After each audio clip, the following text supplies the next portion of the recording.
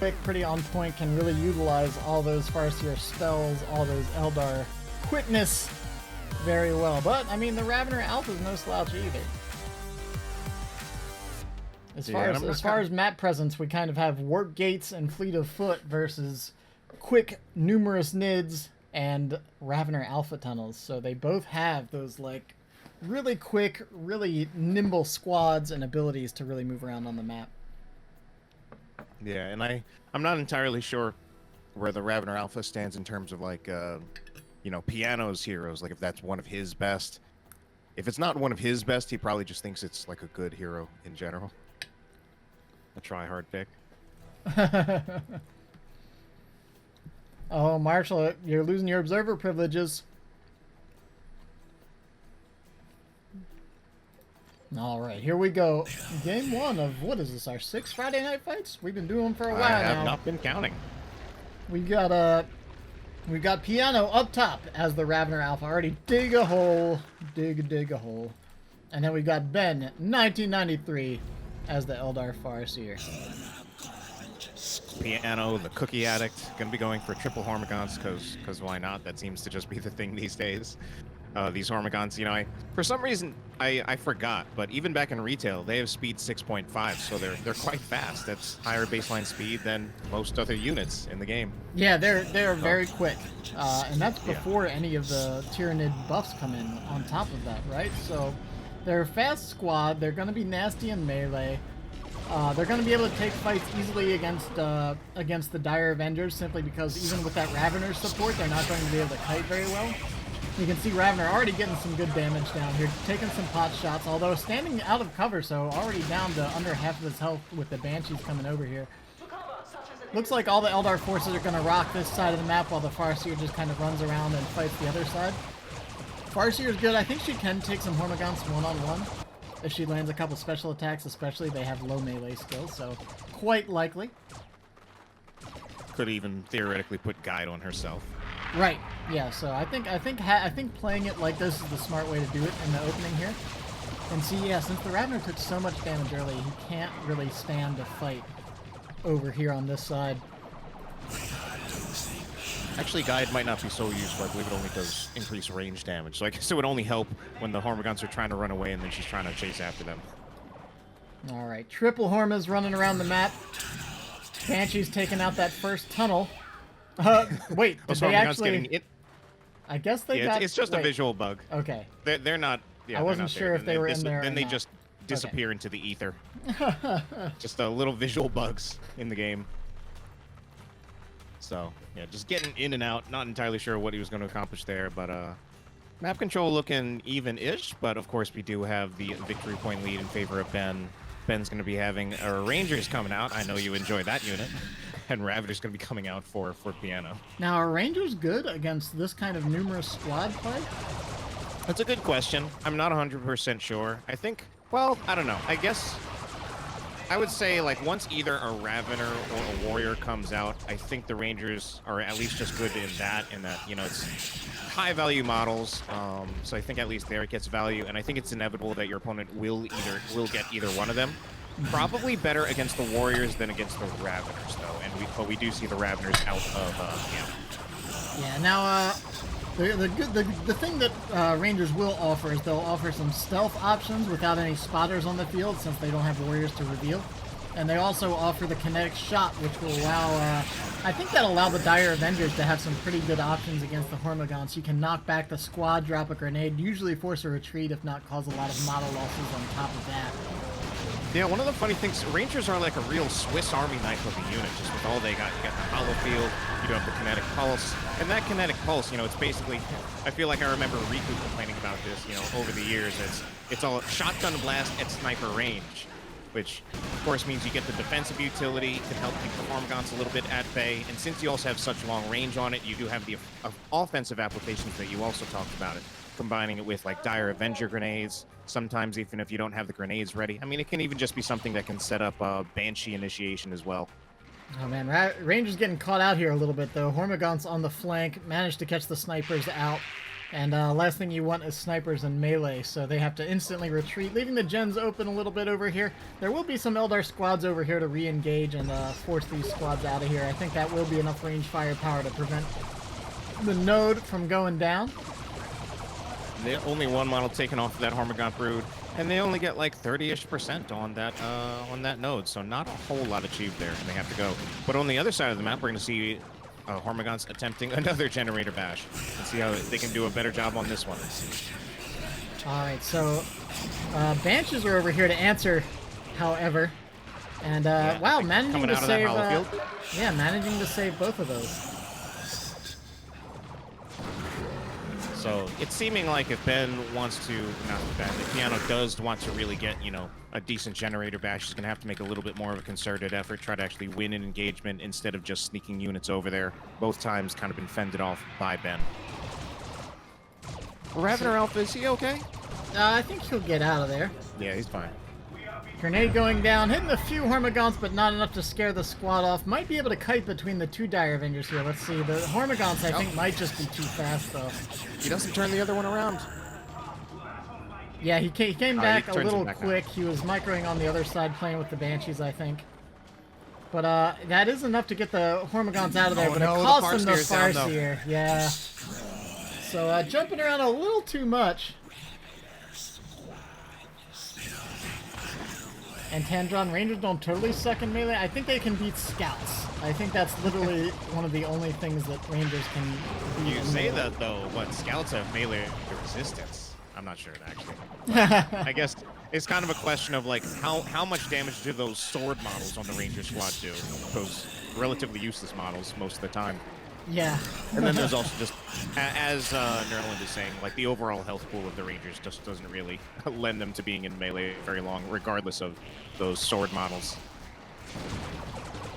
So this time a little bit more of a generator bash. Finally get a little bit happening over here. Yeah, on the other side as well. You know, this is kind of the battle versus mids, right? Like grenade potential on retreat. I'm not sure if he has it. When they're running around like this and getting on your power, it really just does actually feel like you're running an extermination game right now. Like you're just trying desperately to get these bugs out of your house. And you can see, I mean, just the number of squads. There's 5 squads on the field for Piano. Stupid Horns can't even die properly. On the right side of the map, you got a little bit more generator bashing done.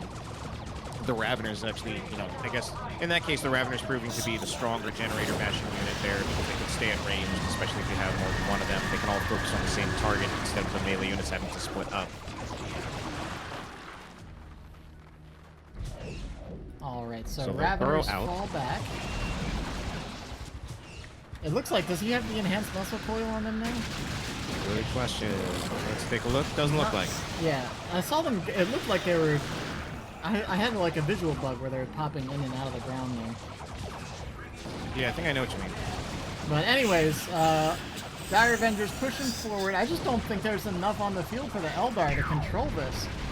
Even with the grenades, the Rangers, and the trickery, the Hormagaunts are still just charging into the positions here and there.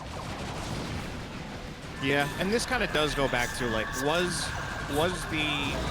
were Rangers the pick? And it's a tough question, and I don't know the answer 100%. Grenade gonna go out, does that wipe the squad? Oh! No. I was afraid it was gonna wipe that Banshees. It managed to only hit one model, but that was a little spooky. Is the game sound a little too loud, guys? Is that what you guys are saying? You guys just let me know. That's a good question. I think I checked one of your VODs, and it did actually seem a little bit loud to me recently. But, I would trust the chat a little bit more in this particular moment. Like, well, I'll turn the game sound down a little bit. Just let me know if I'm too loud at this point. So, we were talking about that.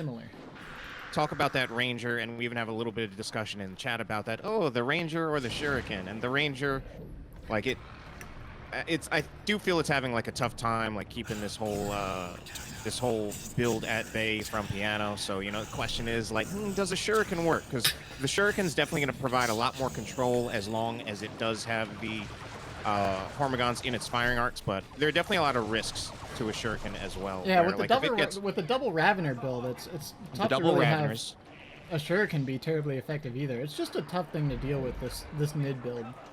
Yeah, and then even just a good flank from some Hormagaunts with just the raw damage that Hormagaunts do, you could be looking at a Lost Shuriken just from that.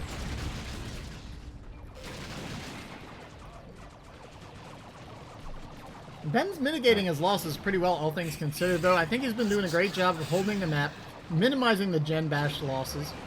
They're both in Tier 2, oh my gosh, but instead of getting any Tier 2, Piano's going right into Tier 3, looking for some Carnifex time. Yeah, it's pretty crazy. Going straight into Tier 3, and it's interesting because I've had some discussions with people on my channel about this, like, Tier 3 rush usually a little risky because you're kind of giving your opponent an opportunity to like come back into the game. You know, if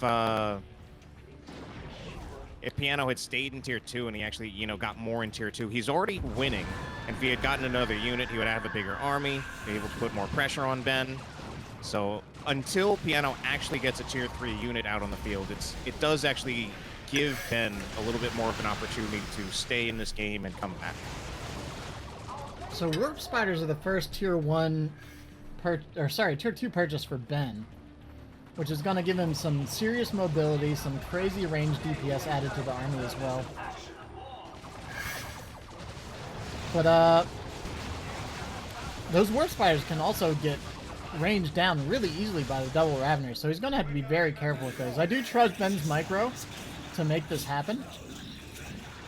Yeah, I think he's really going to need to make sure he uses that teleportation to really just take advantageous fights, not find himself just staring down the double Raveners, trying to make sure that he's ideally in cover most of the time, which currently he's not, and he's about to... Okay, yeah, and he teleports away at pretty much just the right moment. Yeah, I mean, one volley from the Raveners and the Alpha will probably just force a full retreat on that squad, if not kill most of the models. It's some serious range damage at this point. Here we go. Rangers holding their own against two Hormagaunts. At least they can melee that. All right, here come the Warp Spiders. Banshees on the flank looking for the suppression scream. Yeah, the Raveners I mean, quickly all those burrow, units are not out. in cover either. So we'll just burrow to get out of there. One of those Raveners really low. And then the last one by itself doesn't actually want to take that fight. Yeah, so we're kind of seeing what you were talking about, where we're seeing a little bit of this comeback. Ben was looking pretty rough in Tier 1, but now in Tier 2, just the addition of the Warp Spires was enough range, DPS, and mobility to really bring things back around. Getting a good Gen Bash in over here. Piano only had the one Gen farm. He's got one node up on the far side, and hasn't really been getting much damage in elsewhere since those Warp Spiders hit the past couple engagements. They've really proven their worth, and Ben doing a good job constantly two-tapping. Yeah, he sacrificed, what, 2 models? Yeah, 2 models to get the decap on that wreck point, so... I was just worried that, you know, he had kind of lost track of it at some point. No, I think he was holding strong for that decap. It was calculated. Warp Spiders over here by themselves. Not where they want to be. Let's hope that Ben's paying attention. Yeah, he pulls them off the cap, gets a volley down, hits the retreat button, no problem. Takes the other side of the map while the Nids are exploring around. Exarch way ahead of the rest of the Banshee squad there. In this situation that we're seeing here, like, Ben is starting to fight back into this, and again, this is part of Piano going to Tier 3. Now he actually has a Carnifex on the way, though. Once the Carnifex actually hits, that is going to be a little bit tough for Ben, but all this time that has gone by from Tier 2 to Tier 3 to now, even the time spent building the Carnifex is a lot of time that has kind of been given to Ben, gifted to Ben all this time out. He could have had something from Tier 2, like a Tyrant Guard, and that would have forced like something additional out of Ben. So it's a gamble. In this case, I don't think Piano is actually really going to pay for it too hard. Alright, so Ben maneuvering around the middle of the field. The low count Hormagaun squad did go down. Dire Avengers in a lot of trouble. They have to get out of there. Now everything collapsing in on these Warp Spiders. Banshees are going to try to support. Go down. I don't... Okay, actually they might see if they can... Okay, no, I was going to say they might seem like if they can get the Hormagaunts, but they switch back to the Raveners, who just get back in the tunnel. Alright, so good use of mobility from both players now. The Carnifex is out there, and there's not really anything at all to answer this. I don't know what Ben's best option is. Can you Haywire Carnifex? I don't remember. Yes, you can. You can? Alright, so Haywire and a Bright Lance would be a reasonable option, but you still have to watch out for those Raveners. There's no real war gear on the Farseer yet, and Ben is going into tier 3, so I guess we're just going to see the return, like, we're just seeing some back and forth here as both players tech up. So now we're probably going to see the Carnifex rule the field a little bit, but Ben is quick enough with his squads that he can probably kind of just ignore wherever the Carnifex is and cap around the map around it. Ooh, Ben is going to catch the Warp Speed, not the Warp Speed. He's going to catch the Ravener Alpha. Piano just a little bit slow on pressing the retreat button there. Yeah, That's and with all the decapping on the Ben. requisition that Ben's been doing, that's going to start stacking up. All these little losses. You can see Piano's requisition pool is not large at this point. He's been fielding a large army, so his upkeep has been a little high. And you can see in the resources, Ben's got 50 more rec a minute, at least right now. And that's with the recent capture on the requisition point that Piano just got. So I think the requisition differential has been larger than that for most of the fight. Piano steps on another grenade. Yeah, he's been losing a couple Hormagaunts here and there to grenades is not that big a deal. I mean, it's been happening through the game, so the losses have been starting to stack up. Losing a second gen farm over here too, so it feels like overall Ben's getting the upper hand here. Now in tier 3, so matching Piano, the VPs are even. Can we pick a map I actually have a chance to win? I gave him the option to pick. Yeah, I mean, this is, and it's weird. I can't tell, it's hard to tell here if Ben is actually just managing the situation well, or if Piano just didn't really capitalize on the fact that, is he throwing went to the tier towel? 3. Yes, he did. I mean, that Carnifex was literally completely uncountered for a while, and I was a little worried about Ben going to tier 3, because that meant, for a while he literally wasn't going to have any counter for it. Aside from just the Haywire just to delay. Yeah, like, I mean, no real consistent source of damage. I don't think this was lost. It would have been a tough fight at that point, but Ben doing a great job there.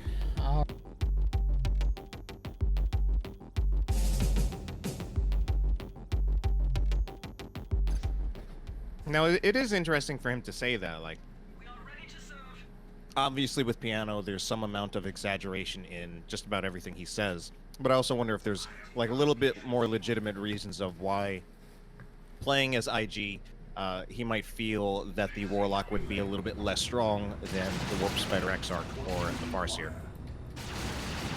Yeah, I don't know. I feel like Warlock has some pretty good options against Imperial Guard as well, but we'll have to see it. Certainly don't have to worry about the Psy Storm, but yeah, we can see Destructor there still doing some big damage, nailing that Imperial Guard squad, taking it down to about half health. And you also have things like the Immolator to consider for both Guardsmen and Heavy Weapons teams. Yeah, I mean, those spells, they certainly work. I think it does mean, at least for the tier 1 for the Warlock, he's very cooldown gated in what value he can get. And I think the Warp Spider Exarch can provide a little bit more consistent value in providing more Sentinel pressure, more pressure on the Guardsmen squads. And then I think maybe the enabling of the Farseer with Guide on Dire Avengers or the Shuriken Cannon might also be a little bit more might be a little bit stronger than what the Warlock can provide, at least in tier 1.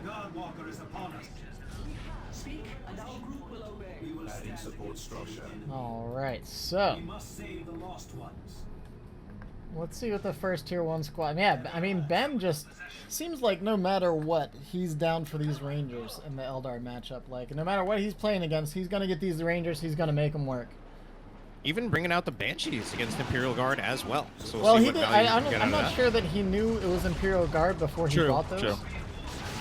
Maybe, yeah. I don't remember the build orders well enough, but of course we do see he didn't get the Banshees second. He got the Dire Avengers second, which I guess is kind of safe, especially if you're dealing with random, since usually if you're playing against Imperial Guard, are you sure? You want. You're on the right screen right now. Okay, that's what I thought. If you're playing against Imperial Guard, you definitely want at least 2 Dire Avengers, and if you're playing against any other race, 2 Dire Avengers can work too. So Ben bunching up a bit right now. Banshee's approaching the Sentinel. Sentinel does not have a stomp yet. Yeah, it's pretty low on health too. A few swings of those swords is really all it's going to take, and honestly, the Rangers can put a lot of pressure on the Sentinel as well. And just by approaching with that, even though the Banshees don't get into melee and don't do damage, just by approaching like that, it's pushing Piano all the way back into his base. But he's going to have the Catachan Devils out right now, so that is going to offer him a little bit more protection against the Banshees. All right, and now we've got a Guardian Weapons team coming out. Ooh, pretty heavy tier 1 out of Ben.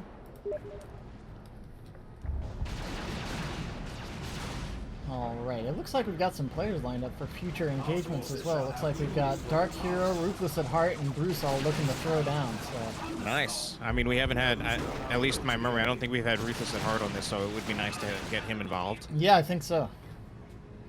But anyways, as we continue looking at this game, Commissar and Catachans capping the contested power points, trying to switch that back out as the Eldar forces are off the map, but everything's swinging back around here.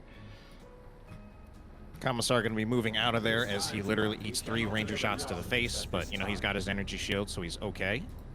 Yep, and he's Also already gonna be upgraded to upgrading. his his carapace armor, so lots of health and health regen, and his abilities should be a little cheaper, I believe, as well, if that's correct. Yes. Also cooldown reduction, so he's looking to have Inspire Courage up more often, looking to maybe turn some fights just with the damage increase. Oh man, Laz turret going down. I like that a lot against Eldar. That thing actually bleeds Eldar units quite quickly. Only thing that I feel is not too strong about this is that at the moment he doesn't have the victory point. He's going to try to get it with the Sentinel. Let's see. Like, it would be Can it stronger if he actually already had tank? the victory point. Where's the guide? Yeah, he tries to get out before another ranger shot comes in. But yeah, the Doesn't actually the complete the Rangers decap. do significant damage to that. I mean, they do full damage to that thing. Ooh, sneaky. Sneaky Catachan Devils on the back. Dire Avengers coming to this. Also, these Catachan Devils in the back, they might also just kind of be a diversion so that he can get the victory point in the middle. Which I mean, it's thought he would still be doing. under care of both Rangers and Yeah, the Shuriken you're right. Cannon. Oh my gosh. Oh, The Catachans grenade, have to gonna go in retreat, retreat. eating some big grenades. Can Gonna the lose a Shuriken lot come of in and target models. them in retreat? I don't know if it'll be enough. It might. Oh, my God, will the last Ranger shot pretty land? close. It does not. But Ben in the loses meantime, the Warlock goes Warlock. down on the far side of the map, so both players are, I guess, not both players, but Ben was really focused on getting those Catachans, forgot about his Warlock. The last turret does go down, and probably too quickly to get a salvage there. Meanwhile, the Sentinel on an away mission behind enemy lines. Wonder what it is looking for right I here. feel like it's, well, it's just sleeping right now, but I'm assuming it was going to go for that victory point. It'll be discovered by the Warlock, who will just walk past it, as there's not a whole lot he can do by himself about it. Yeah, Commissar there's Ward not gonna get much pretty out here low. to support the guardsmen at this stage either. There are still Banshees on the field. Yeah, he recognizes he just has to retreat. Get out of there and start trying Yeah. to position for the next engagement. I don't think that unit split really works well for Piano. The most he's getting out of it is just stalling out the victory point timer for a little bit, but Yeah, in the he end it's going needed to be a either, wholesale retreat for him. either the Catachans to accomplish something there, or at least the Sentinel to be backing up the guardsmen. Sentinel still no stomp on that, no answer to the Banshees. I guess he's just not intending to get it at this stage. But oh man, the Sentinel in a lot of trouble right now. Guardian weapon team setting up. Oh yeah, that's I feel like that has to be Yeah, that Sentinel. yeah. The weapons team finishes it off. Oh, and he throws Right, in and the that'll be the towel. All concede. right, okay. So yeah, I mean this is the second time now where Ben is leading in a series against Piano. Only needs one more and then he's done with it.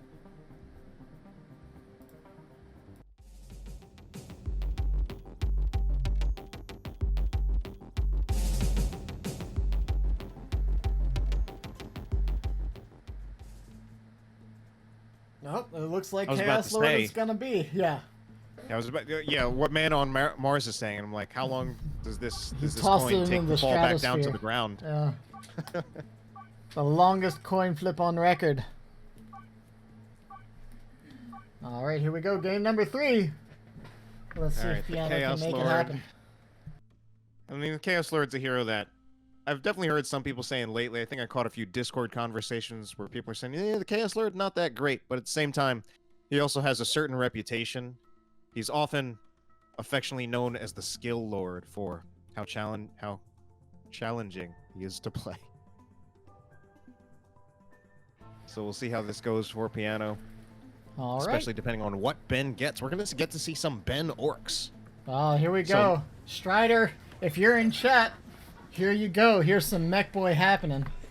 Mech Boy as Ben, Piano as the Chaos Lord, Mr. Chouse. Yeah, I mean, I'd say I do feel this. I'm feeling this favors Piano just a little bit in terms of the matchup. And also wondering, you know, just how good Ben's Orks are. We'll certainly find out soon enough. Yeah, I mean, Chaos Lord's good. We say it time and time again whenever he shows up.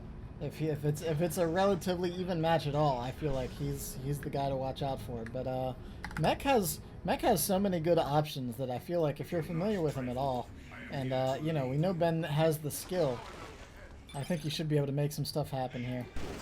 Certainly no shortage of damage to range damage to focus down the Chaos Lord, we will eventually see upgrades on these double shooters. Mech Boy himself providing some good damage against that Chaos Lord as well. And the Chaos Lord gonna have a very difficult time ever catching up to the Mech Boy. Mech Boy just gonna be teleporting around a lot, and they're harassing some of those heretic models. They can't even get their natural victory point. Oh man, Piano claiming this is an insta-win matchup for the Mech Boy as well. Oh my goodness. Is there any matchup that he has he's not on the back foot of? I don't know. So definitely, I mean, Ben definitely taking advantage of what the Mech Boy can do there. Moving him up so far forward that he basically makes it so that Piano cannot capture his own natural victory point if he's specifically going to be committing to the heretics. I didn't even know there was a garrison right there. Yeah, right next to the Chaos base, and he's taking advantage of it. Man, Ben's being quite try-hard. I guess that's how we'll put it. I mean, if it's Friday Night Fights, you should be trying to. There's really no mercy from him. All right, does look like heretics will get into melee with the shooter boy, so that will have to be a retreat out of Ben for one shooter squad. The other one just trying to see if they can kite back as much as they can. Maybe trying to get into that other garrison. Realize they don't have to. Yep, I mean, just kiting around as best he can, constantly being on the move. Mech Boy hasn't retreated once yet, even dodges the hit there from the Chaos Lord. And now we've got Noise Marines coming out. Noise Marines, I feel like, are gonna be great. Yeah, this I do kind of question exactly what is the answer to the Noise Marines. And yeah, I guess especially with Mr. Chaos over here, like.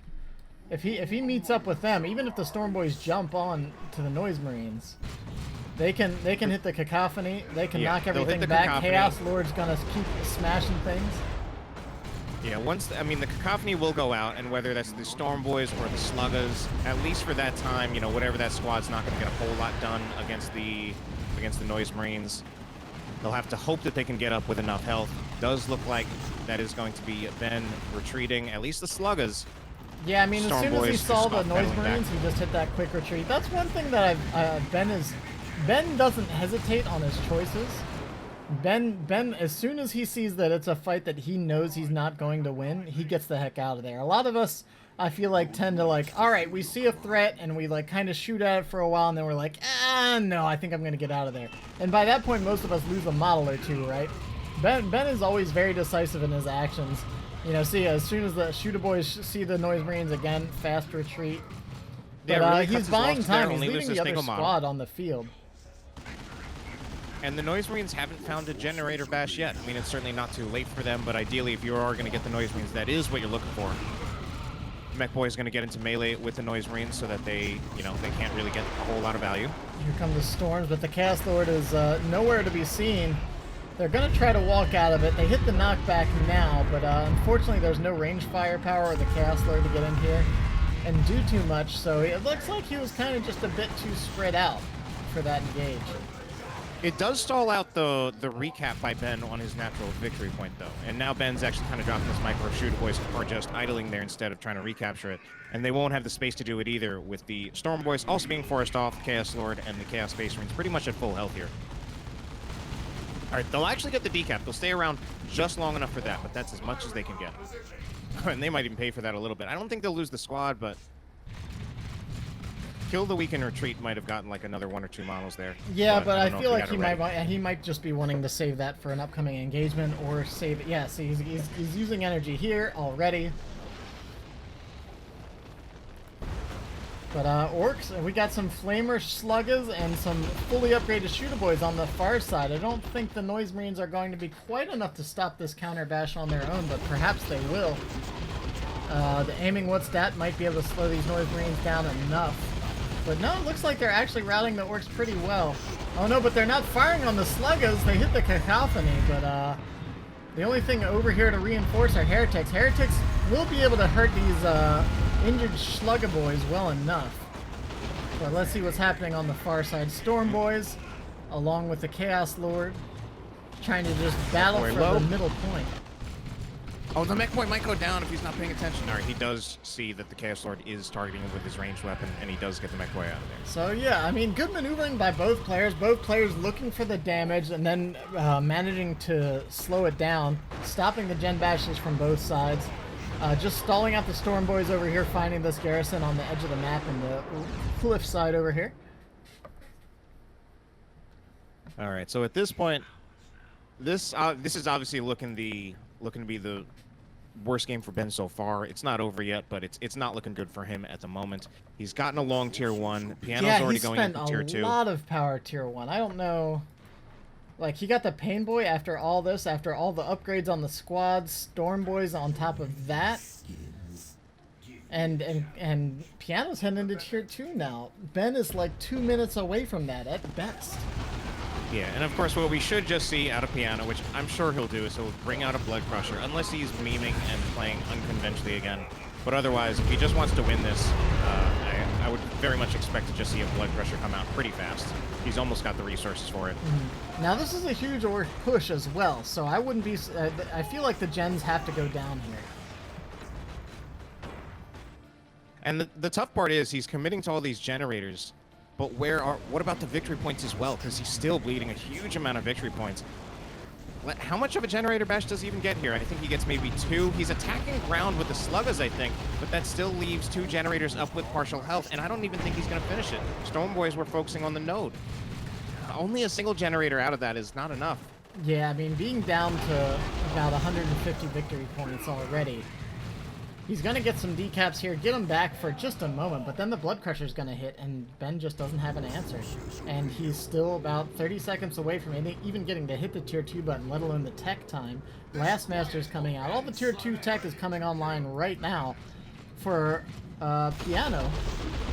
And the Orks, while having a dominant Tier 1 force, I don't think they're going to be able to stand against this. They'll be able to stall against the Blood Crusher. Although we saw before, I mean... Piano has to be aggressive with his Blood Crusher. We saw him get a Carnifex earlier, and he got the runaround from Ben. So maybe Ben can manage to pull this off again, keep his opponent flustered a little bit. But I feel like Piano's got to be feeling much more confident here. Oh my gosh, a beautiful Blastmaster hit. Meanwhile, the dog is here, Franker Z, and Ben actually just calls a GG right there. And I don't know, and Piano is still, you know... Complete insta-win matchups, winning 474. You know, at 500 points most of that game. I don't know what he was referring to there. But all right, Piano takes a game, and we've got a match on our hands. 2-1 and a best of 5.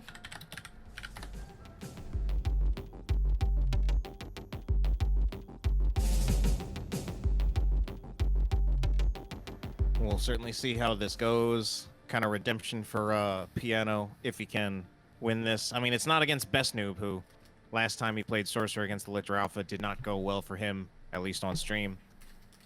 So we'll see if he can handle Ben's Lictor Alpha a little bit better. Bruce Campbell certainly having confidence in the Sorcerer in this matchup. At least one thing I'm concerned for, though, is the Sorcerer, since he's not like a melee tank hero, doesn't quite have as much health to work with as, you know, something like a Force Commander. So if he does get pulled in by a Flesh Hook, he is in trouble. Certainly a lot of strengths that he has, though. It's going to depend a lot, of course, on the accuracy of Piano's Doom Bolts, unless he does go for more of a Sword of Flame style Sorcerer. All right, Oh man, yeah, and he's taken some kind of red into battle with him, says Ben.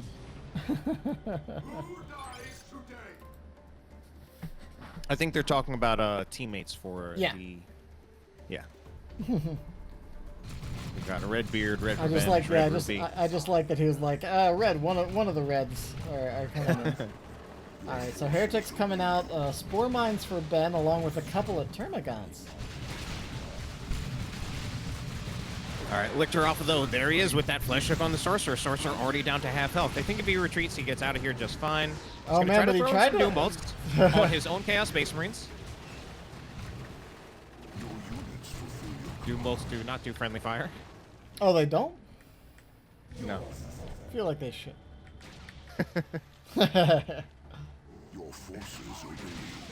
Alright, so Hormagaun's coming out here. Gen goes down for the Sorcerer. No real power up yet for the Tyrannid. Spore Mine's going to be out for Ben. Ben yeah, going with the double Termagant. Zoning out the Heretics right now. Double Term is out here. Also watching out if they do get into one of the garrisons on this map. Alright, maybe those Spore Mine's going to see if they can get some value here against the Heretics. Heretics will just retreat out of there. Will they lose any models in retreat? Not with just one explosion. We have the advantage for now. And Warriors Counting coming out. the Spore Mine models. So Termagants and Warriors, what we see, I guess, I feel like is the off-meta build these days. So what is Piano doing in terms of upgrades? He doesn't have too much just yet. I mean, I guess we're still pretty early on in the game, but, you know, I saw the Warriors out of Ben, so I was like, is Piano getting a tier 1.5 squad? Has he gotten an upgrade somewhere? I guess just that knit economy too strong. Yeah, I'm not sure. I mean, the Nids don't have any power down. There's 2 gens down for the Chaos already. We've got Aspiring Champion out here, which will at least prevent the squad from potentially going down to the Spore Mines here. But yeah, it's actually getting out of there with just a couple model losses. Warriors now on the field as well.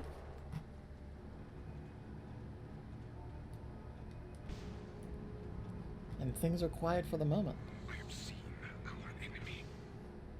So we do have Ben with the better end of map control, which, I mean, it's not too surprising with Piano not having too much of an army at the moment. Well, actually, a lot of that map control came before he had the Warriors out on the field. Warriors engaging that Sorcerer in melee, and he'll just have to retreat out of there. Without an upgrade, he can't really take that fight that well. Victory point is lost. Meanwhile, Lictor Alpha going to be rather obnoxious to some Chaos Space Marines. There's trying to a see if he model. can get a model there. Hasn't I was been about killed to yet. say. Oh, there it is. Yeah, I was about to say, I would have been very surprised if that managed to get out of here. And the Noise Marines are on the field again. So Noise Marines So let's are see out. what value these Noise Marines can get this game.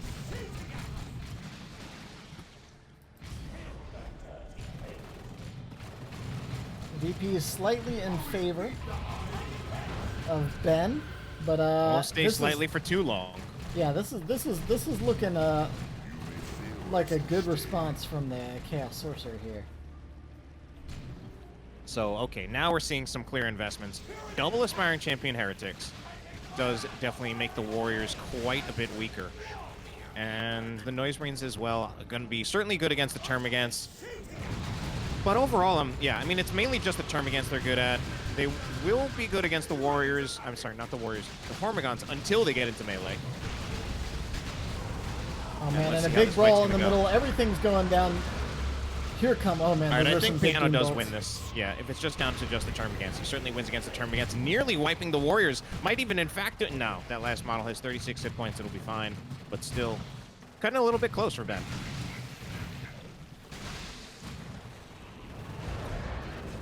Oh my gosh. That was perfect timing. Wow.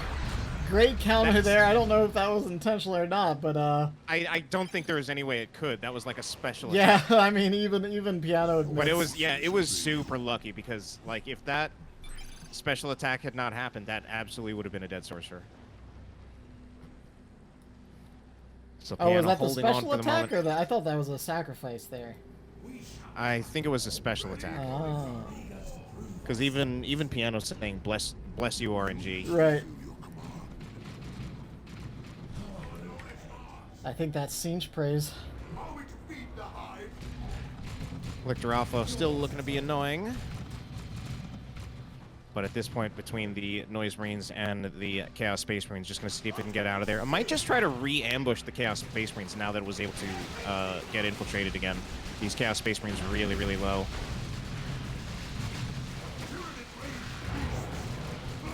Oh, no, going to go straight for the Noise Marines, which I understand that I do think it's a higher value target overall for the Lictor Alpha, but just the Chaos Space Marines so low that another model could go down. Well, the Chaos Space Marines actually aren't that low. They're actually full health, they only just have the 2 models out.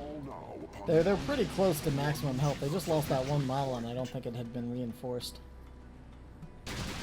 And we also see the feeder tendrils out of the Lictor Alpha. Rather fun war gear. I think it used to be better. Tankier. Yeah, it used to be a little. I think it used to be 2% much instead of 1.5. So definitely the old one I feel was often a little bit of a struggle for the sorcerer. Now that it's 1.5, I'm not sure how it actually feels. I imagine it's still kind of annoying because head to head, any one unit can't really deal with the Lictor Alpha when he does have this. Right. But probably just makes it so that he's a little bit less able to sustain himself if he is being focused down a lot. Nid's going to be moving in, though. Warriors looking for initiation, but then they'll move back, going a little bit too far.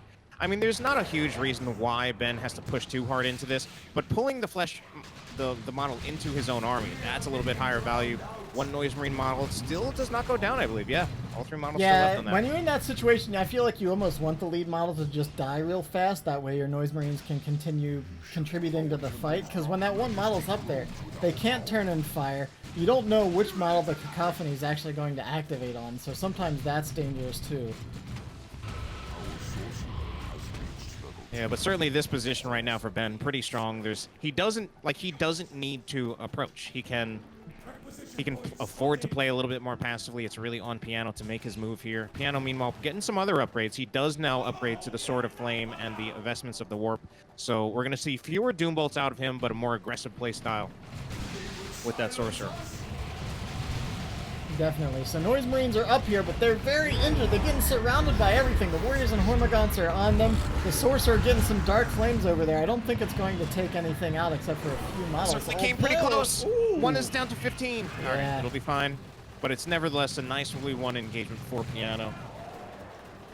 Did take him a little bit of time, but eventually he will kind of stabilize from this. He'll get the double cap at some point. Yeah, although the Lictor Alpha might have a few things to say about that. Victory point is lost. So Bloodletter's going to be coming out of Piano. So blind purchases Bloodletters against the Tyrant Guard. Bloodletter certainly would do plenty of damage against the Tyrant Guard, except when he does go into Shield Wall. But probably more importantly, the Bloodletter's looking to just pop some of those warrior models. Yeah, I mean, the Bloodletters can be real spooky once they get into melee, and especially with some Siege Worship support, some Sword of Flame. There's a lot of AoE coming on and a lot of Piano. Okay, he does manage to hit the retreat button, so we'll get that Sorcerer out of there just fine. Alright, Siege Marines upgrading. They should be able to finish their upgrade before anything happens to them too badly here. Oh no, they cancel it. Need to retreat right at the moment. Oh, they had to cancel? No, they got it. Oh, they got it, okay. Yeah, they just got it like literally right as they got charged and then retreated. Okay. Alright, double Heretics versus the Warriors. Not really where you want to be. Bloodletter's moving forward, yeah, and that's got to be very careful with those Synapse Bombs. Adrenaline come up online on retreat there. As much as this is a big victory point lead for Ben, overall it actually feels like a pretty even game. Piano is certainly winning fights, but he's going to have to stabilize in terms of map control, because even though he just won those fights and he has more out in the field, he still doesn't have the double cap. So it's very much anyone's game, but I'm definitely seeing a win condition for Ben in terms of... I feel like if the players just kind of keep things going even as it is, Ben will win. And I think it's on Piano to really force a few squad wipes if he does want to win this game. Oh man, an aggressive forward teleport from the Sorcerer, but catching himself. I'm a little worried about this. Warrior broods. But okay, oh man, I mean the Bloodletters show up and they prove that. Yeah, with the Bloodletters there, he will be fine. But if those Bloodletters hadn't shown up, I was worried the Sorcerer might have gone down there. And now 2 squads of Spore Mines out here. Oh my gosh. 2 squads of Spore Mines. It's still Ben with the victory points. Yeah, he's been doing a great Noise job of Wings. controlling the map. The rest of the Chaos Army had to fall back. The Sorcerer and the Bloodletters pulled a little gambit diving in there, but ultimately didn't get too much done and left the rest of the army hanging out to dry. Oh man, yeah, it's actually gonna now be Ben with the victory points yet again. And I feel like this isn't the first time that we've seen this happen to Piano, where it feels like he's doing fine in terms of engagements and fights, but he's not able to convert it with map control. I feel like part of the common theme there is that it also seems to be happening a lot when he's playing Chaos. All right, so how's the middle of the map? I don't know. Yeah, I mean, Ben just still feels like he's all over the map, and it looks like Piano's just struggling to kind of hold the spots that he chooses to push. Blood Crusher's coming out. That'll be that should be a lot kind of a rock for him to hold onto the map with. That'll kind of anchor him down. Yeah, Gene Stealers are coming out.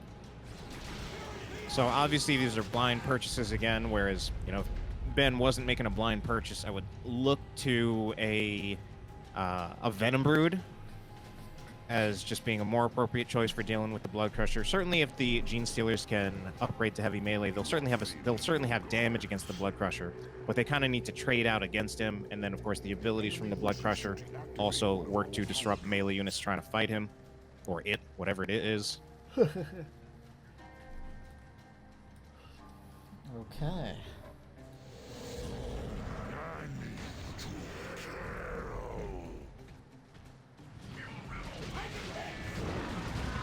All right, Blastmaster shot goes in. Oh my god. Nearly entirely wipes the Termagants. Killed 7 models there. Really, yeah, that combined with the on. Siege Bolters made short work of the light infantry squad over there.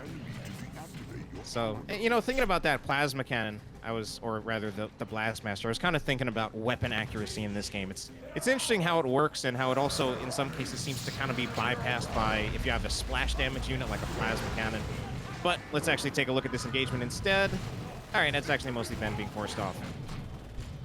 Because apparently that Blastmaster, it technically only has an accuracy statistic of 25% against most infantry units. But of course, you know, because of the splash damage in practice, it hits more than 25%. Oh yeah, definitely.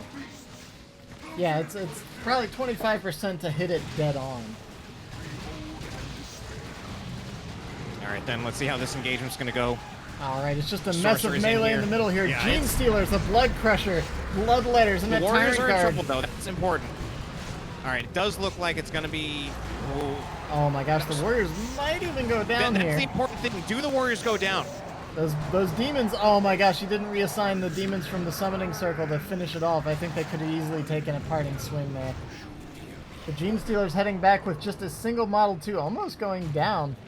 Yeah, it's starting to be a little rough for Ben. He's going to be bleeding a lot. It's still Piano, very well behind, but it's starting to look a little bit tougher for Ben as Piano stabilizes. Yeah, Piano's going into Tier 3, and this kind of feels like a game that maybe Ben should have gone Tier 3, actually, instead of the Gene Stealers. I'm not sure what the Gene Stealers are going to accomplish here. Yeah, this is actually... Piano's actually in a really strong position now, going into Tier 3, while Ben's stuck in Tier 2 because he's bleeding too much. Yeah, I really feel like you need to get a Carnifex or something out here, because Chaos Tier 2 is just very powerful.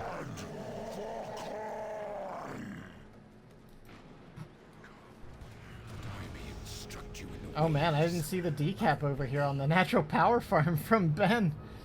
Ben the Bap capping master over here, getting the node kill, getting the Hormagaunts in here, actually capping his opponent's power.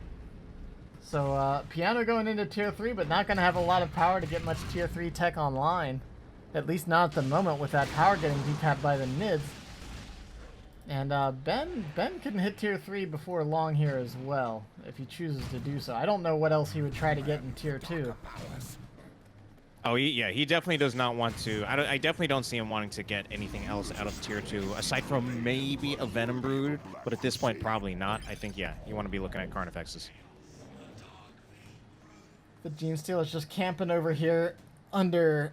Let's see, will they get spotted? Yes, they do. Okay, I wasn't sure if he knew those were there or not. They'll try to make something out of this. How much health can they get off the sorcerer? No, they'll just retreat. Yeah, it's a little They're too gonna lose. risky.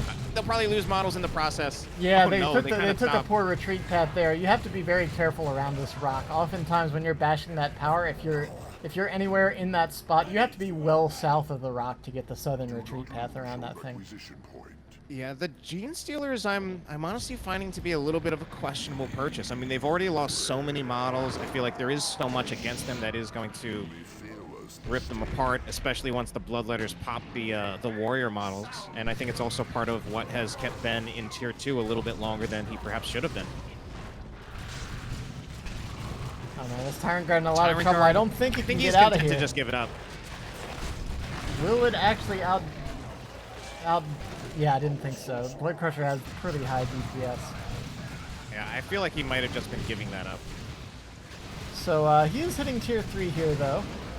Bought some time with that power decap, keeping things like tanks and Terminators from hitting the field. That was actually pretty huge timing. And now both players in Tier 3. Ben has a chance to finish out this game before he bleeds too many more victory points here. Oh man, Noise Marine's out there! Oh, the sorcerer is caught. He doesn't have the Genestealers moving up with the Warriors, though. The Noise Marines still go down. Ben might have just saved this game. So Noise Marines go down, Sorcerer goes down, and suddenly things are looking a lot more even, and Ben's not too far away from a Carnifex. Yeah. He lost. What did he just spend? Okay, Terminators. All right, so Terminators are on the field. Oh, Terminators. Yeah, that's actually kind of rough.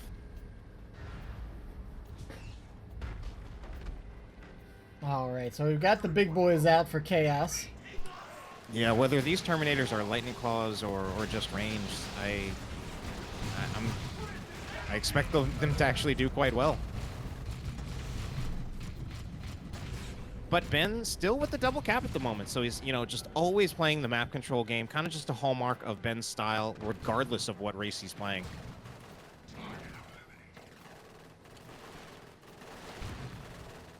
Carnifex soon. Yeah, I'd assume any moment now we'll be seeing that Carnifex. Meanwhile, Ben's still controlling the bottom of the map quite well with the Genestealers and Adrenal Gland Warrior Broods. The Blood Crusher moving in, and along with the Siege Marines, might be able to even stop this cap. The Siege Marines do damage so quickly. The Blood Crusher can hit the Roar if needed. And both players just jockeying around a little bit. Yeah. Still no upgrade on the Genestealers either. Oh yeah, yeah, that's really interesting. Well, actually, not that interesting. Just trying to keep them power melee rather than going for heavy melee, which, for the moment, it actually means he didn't really have like the heavy melee for dealing with the Blood Crusher, but I guess he just kind of doesn't want them in melee with the Blood Crusher anyway. And we're gonna see a Swarm Lord come out instead. So Ben waiting a little bit longer, going for the Swarm Lord instead. I was wondering why we weren't seeing the effects, but the Swarm Lord's coming online. We do have a Havoc coming out as well, though. Well, with his build, I mean, the Swarm Lord is what you want, right? I'm assuming he doesn't lose these Warriors. I mean, I love the Swarm Lord. Warriors and Genestealers are gonna be complemented so well by that Swarm Lord. Yeah, I figure a lot of times I don't play, even when I play this game actively, Tyranids were my least favorite race, so I played them by far the least out of any of them, but oftentimes I think part of the reason why people go Carnifexes is just that you don't have to wait as long for the resources to get a Swarm Lord out, and you can get a big stompy vehicle out a lot earlier, or monstrous creature technically. Yeah, I mean it's for the purposes of this game, it's definitely a vehicle. I get what you're saying. But yeah, let's see. The Swarm Lord's gonna hit have here. The triple cap though. Yeah, I mean it's suddenly pretty tough for the Chaos that's to also fight something. Here. Oh man, I bet against the Nids. That is something that does make the Swarm Lord a little bit questionable in this situation, just that it did take longer to come out on the field than a Carnifex would have. Like, he could have had a Carnifex maybe, I don't know, like a minute ago or something. Maybe more. Right.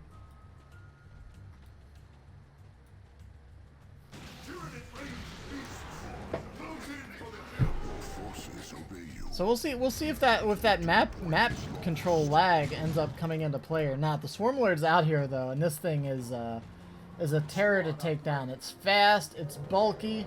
It can buff all the squads around it. There's surprisingly though no nids out here to help deal with it. Lightning Claw Terminator is coming out. Oh my God! That special attack. That's the ability. Oh, that was the ability. Okay. Yeah. I thought that was just a special attack because it just nuked all of those heretics.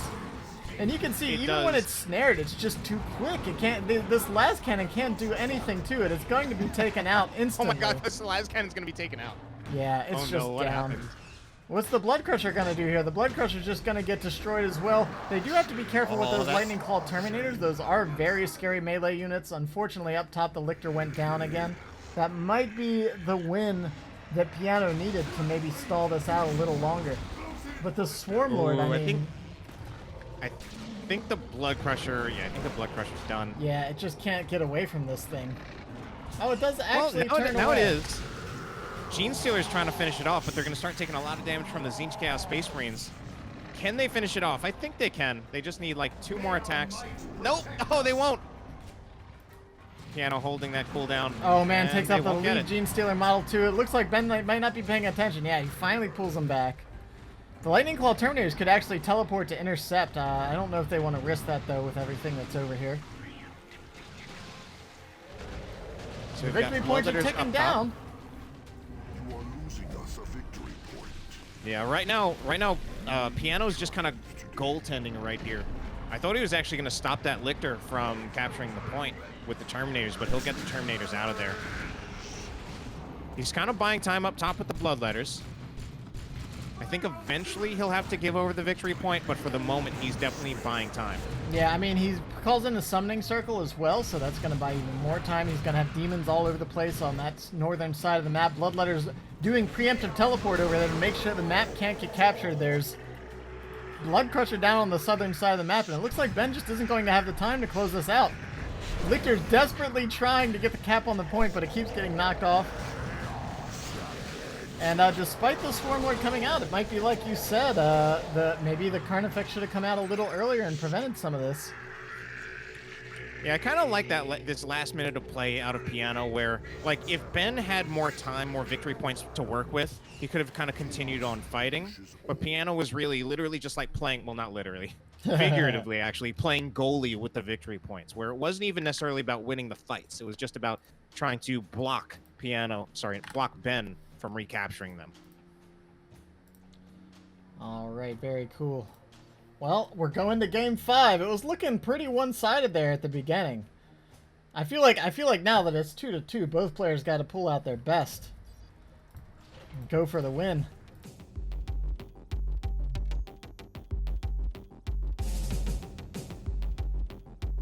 Here we go.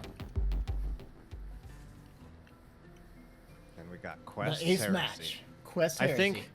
I think the biggest, I don't know, maybe not irony, but maybe poetic justice would be here if Ben gets Tech Marine on random, and then like locks down Piano's power with a turret. But it's gonna be the Commissar. I think Ben can play Imperial Guard. I think I've seen that before. This is actually some justice because Piano was saying like, let's see you guys random Imperial Guard versus Eldar, didn't he? Well, let's see how he does. So Commissar going to be here. We are going to see Howling Banshees, and before in chat, I believe Nerlin had actually said that Howling Banshees are actually decent against the Commissar, a little bit more viable against him than other commanders, I suppose, since by default, the Commissar does not really want to tussle with the Howling Banshees without any upgrades. Yeah, the Commissar's actually good at his sidearm actually does pretty decent damage to units while he's getting kited around, so he can actually be pretty nasty against the Triple Dire Avenger build. Yeah, and although he's definitely a melee unit, by default he's not super tanky. He only has 600 baseline health. The shield that he has only gives him a 2.5 to 1 damage to energy ratio. So he's not super tanky, at least not out of the gate. He can be if you use him right. Like if you're going in and out and like using that shield correctly, managing your energy well, it can really make him quite difficult to deal with. He does get the energy shield for free, of course. The Warlock really trying to hack and slash through.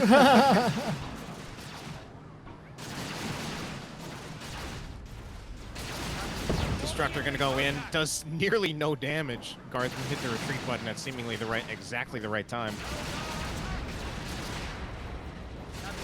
And it's gonna be a Warlock retreating. So Shuriken Cannon's coming up for the first tier 1.5 unit. Dire Avenger's kind of trapped out here. This isn't the fight they want to take. But this is a strange situation where Piano might have actually been hurt a little bit by the random, where he didn't know that it was Imperial Guard at the start, so he went Dire Avenger, Howling Banshee. Like, if he knew it was Imperial Guard, it might have been, like, literally just a little bit more optimal to go the 2 Dire Avengers first, and that might have helped him a little bit more with that map control for basically the last, like, 2 minutes. Yeah, I mean, we'll see how it affects things. Oftentimes, like, that's kind of a problem with the random, is that you don't actually get to know. I don't know if we should get to the point that if you play random, you have to call your hero or anything like that, or at least your faction. Yeah, it's weird because, I mean, of course, you know, on the side of the person playing random, you have to deal with the fact that you don't know what hero you're going to get, which is arguably a much bigger disadvantage. Sentinel is going to be on the right side of the map, focusing down that Warlock. He does manage to hit the Destructor this time, does take the Guardsman down to about half their health. But in the end, the Warlock will have to get out of here.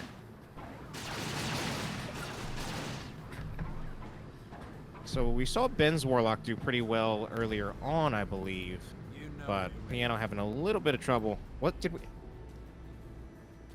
Because Ben parried the Warlock earlier, right?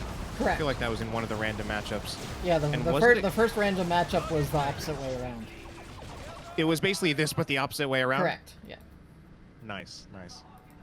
That actually does really make it like the series comes full circle. It's almost like it's descriptive. Catachan Devil's going to be out for Ben. Yeah, Banshees have to instantly retreat. Shuriken Cannon's falling back, doesn't want to get knocked with the old reliable, or old unreliable there. Old unreliable, is that what you call it? I think that's actually what the name of it is, isn't it? What'd you say it was? Old unreliable. I think it's just old reliable. Oh, no D. But I'm pretty sure it's supposed to be reliable. Alright, here we go. Oh my gosh, beautiful looking grenade on those Catachans. Takes out 3 models, sends them packing home. I thought you were calling it old unreliable as a joke. I don't know. I thought that's what... I don't know. I'll have to go look. Alright, then Ben with the victory point lead. Which I think for Imperial Guard in Tier 1, I think it does make sense. I think with the Sentinel, because you basically get a Tier 1 vehicle, part of things with vehicles is the idea that they don't bleed, so you're cycling vehicle armor out to, or just a vehicle to tank damage and not suffer bleed. Imperial Guard get that in Tier 1, an advantage in a lot of matchups, and I think is part of responsible for Ben getting the better end of at least Tier 1. So we'll see how Piano can keep this up in Tier 2, unless he's going to make his Tier 1 even longer. Going to get the Rangers out on the field as well. Yeah, I don't know, maybe. What, I guess just to help deal with some of the Catachan shenanigans? Yeah, it's interesting. I mean, it certainly can put a little bit of pressure on the Sentinel. Ben does have a pretty long Tier 1 himself, getting artillery spotters as well. Between the spotters and the Catachans, certainly going to be a lot harder for that Guardian weapon team to actually do much of anything. Yeah, so just continuing the varied threats in Tier 1 might be a good situation for both of these players. But we can see Piano's kind of just continuing to blob around a little more. I feel he's also having a lot of trouble getting value out of his Warlock at the moment. So I was kind of trying to allude to this, or maybe suggest it back in the first game, where the Warlock, Ben's definitely finding like a lot of advantageous positioning against the Warlock, although That Sentinel does need to be careful where, you know, he might have like the Sentinel and a Guardsman focusing on the Warlock when he's kind of isolated. And I do feel that the Warlock has been having a little trouble getting value for Piano in this game. And then Banshee's caught out here all on their own. They do take the right retreat. Oh, fast. yeah. That could have been dicey if they went the other way around. If they went through those and found themselves getting hit by those really sharp shotguns from the Catachans, doing more damage in melee than they do in ranged. Oh my gosh, Warlock, what are you doing? Oh, unreliable! Maybe that was just player error, but we saw the old reliable go out, definitely hit unreliable. nothing. But the Warlock's gonna go down. I missed it. Too busy laughing at unreliable.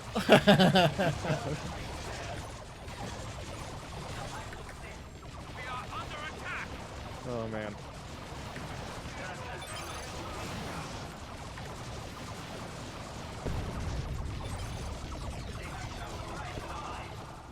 Grenades on retreat!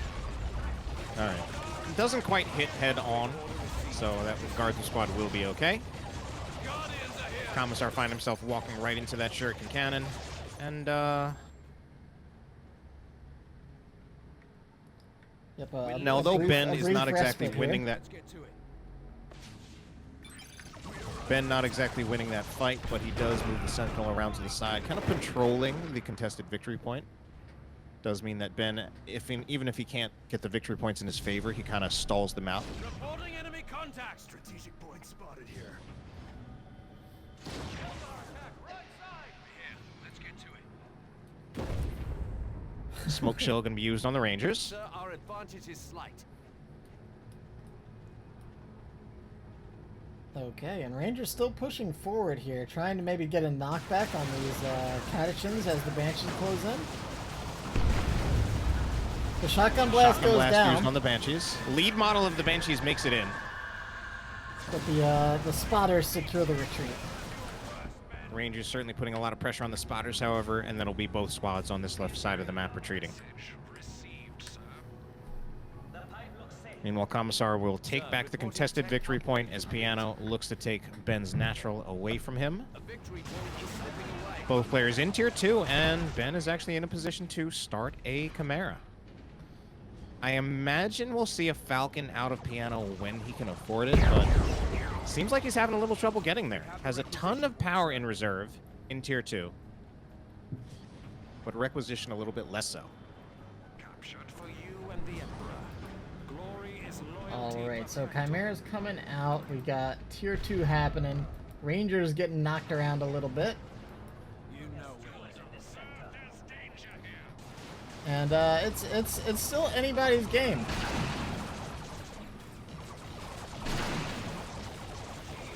Commissar is here by himself. He's going to have to get out of here. I think he did get maybe one Dire Avenger model for his rebel. He picked one off with the sword there.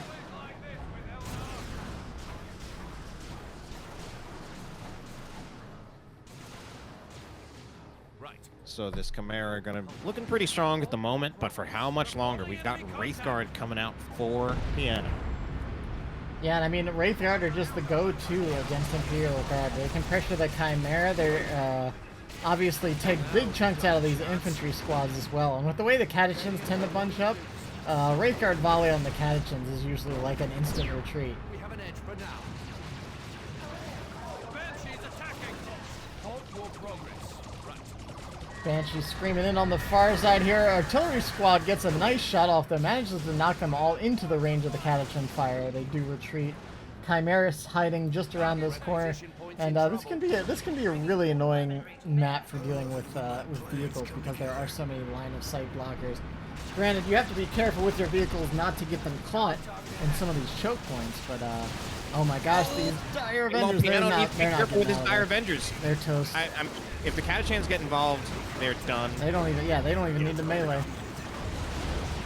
Old Unreliable goes in, does actually connect. Now, Swiftness is activated, but I don't think it's going to be enough. It'll at least allow Piano to get onto the field and shove the Chimera, just bully it off of the map for the time being. Oh, but we might see a squad going down for Ben. He does lose. He lost the spotters, actually. Yeah, That's the spotters not went insignificant. down, so that's kind of a little bit of a return for the Lost Dire Avengers. Trying Yeah, to keep that's really not insignificant. I mean, that's a lot of control on the Brightlands that he's not going to have now.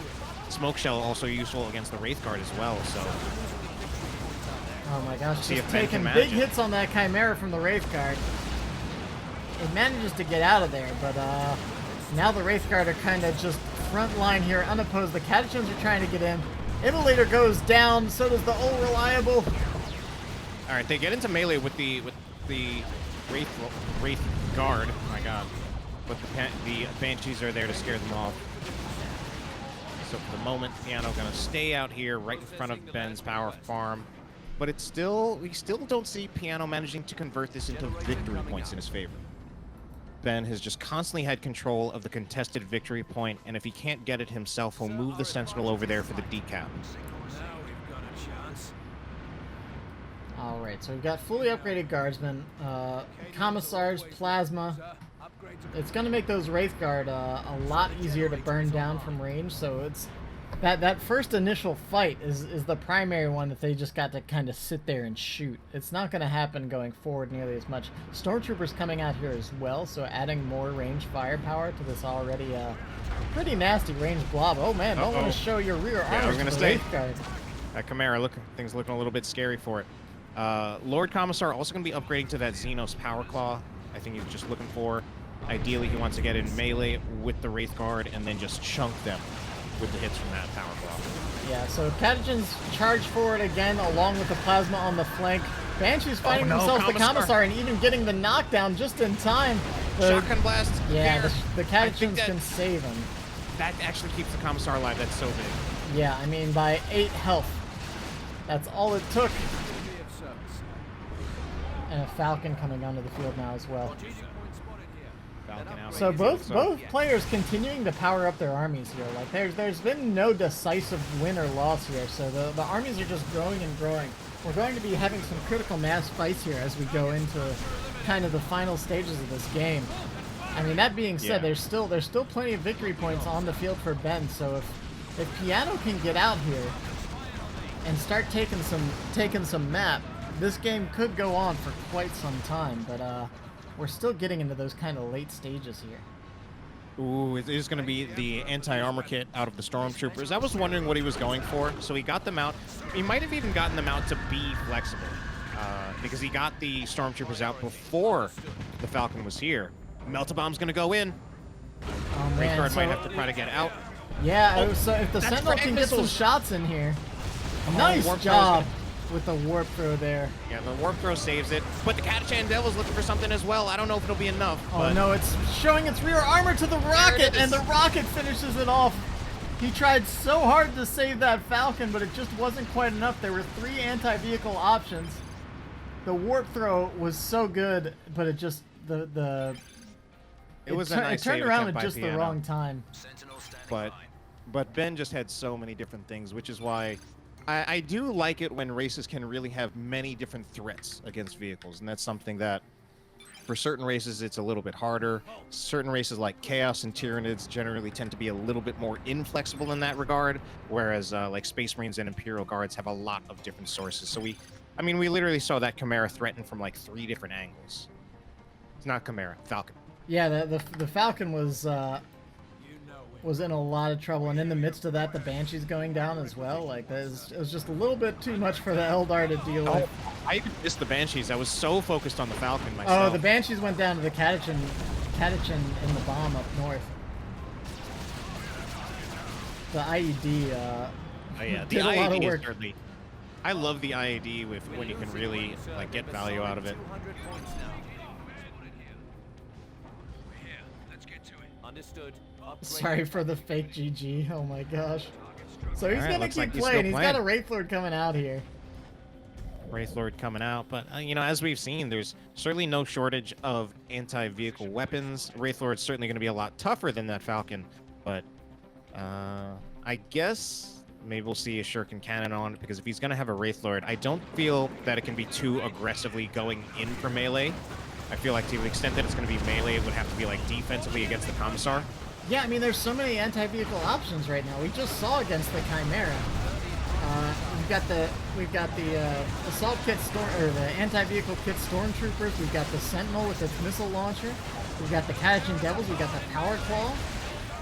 I'm not sure. So it is indeed the Shuriken Cannon in the end, and I think that's just the sensible choice. Like, the most value that the Wraith Lord is going to get, really the only value, is if it can do a lot of damage at range. Right. We're here. Let's get to it. Because it can't be too aggressive. Yeah, it's an odd choice. Yeah, the more I think about it, yeah, I do kind of wonder, like, because he can't be too aggressive with this. At some point, he just needs to see if he can take a big fight. But of course, like, part of the way like Ben handles crisis management is that if he's not going to win the fight, he's going to start breaking some units off to make sure that he can at least try to control the map. Okay, so Wraith Lord's getting into the thick of it. Oh man, this thing isn't getting out of here. I can't imagine. The warp throw comes in, forces a retreat. The Melta didn't go down, so pretty good. Commissar does need to be careful. Oh man, it doesn't. One more swing would have killed that Bright Lance, but it also could have spelled doom for the he would have lost the Commissar probably. Oh no, the Wraith Lord, what's it doing in all the way over here? Piano says something that I was kind of wondering myself. I feel like the Warp Spiders might have been a better choice. Yeah, so the VPs are ticking down. The Wraith Lord's probably going to go down here to the Sentinel as well. If not, I mean, yeah, there's Catechins over here as well, so the Melta along with the missile launcher should be all it takes. Wraith Lord falls. VPs are ticking down to 2-0 cap, and it looks like Ben, despite Piano's best efforts here, manages to take the game number 3. And Piano at least got a couple maps this time. Yeah, this time it was actually a very exciting series. Woo! Yeah, I mean, such an awesome play there from Ben, just showing his multitasking with that Falcon engagement. He just had everything where it needed to be, and as we've said throughout the whole series, Ben's constantly moving around the map, constantly putting on that map pressure.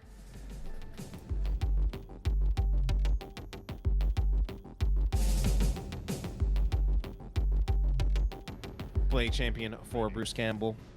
So triple scouts for DarkHero. Oh boy. All right, let's see what the plan is here. We'll see how this works out. So Bruce Campbell's going for double Heretics, not the double Space Marines that we see sometimes from Plague Champion. I feel like this is the better build.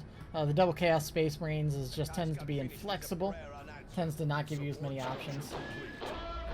Yeah, we'll see how this works for Bruce. Obviously, man, still stuck in the last series, but DarkHero, if he's going to be running those triple scouts, going to be trying to look for angles where the scouts are going to mostly only be fighting against the Heretics, and trying to avoid the Chaos Space Marines and the Plague Champion. Although on the right, that apparently is not going to happen, or rather, Heretics going to get in too close for comfort against the scouts. We're already upgrading to some shotguns.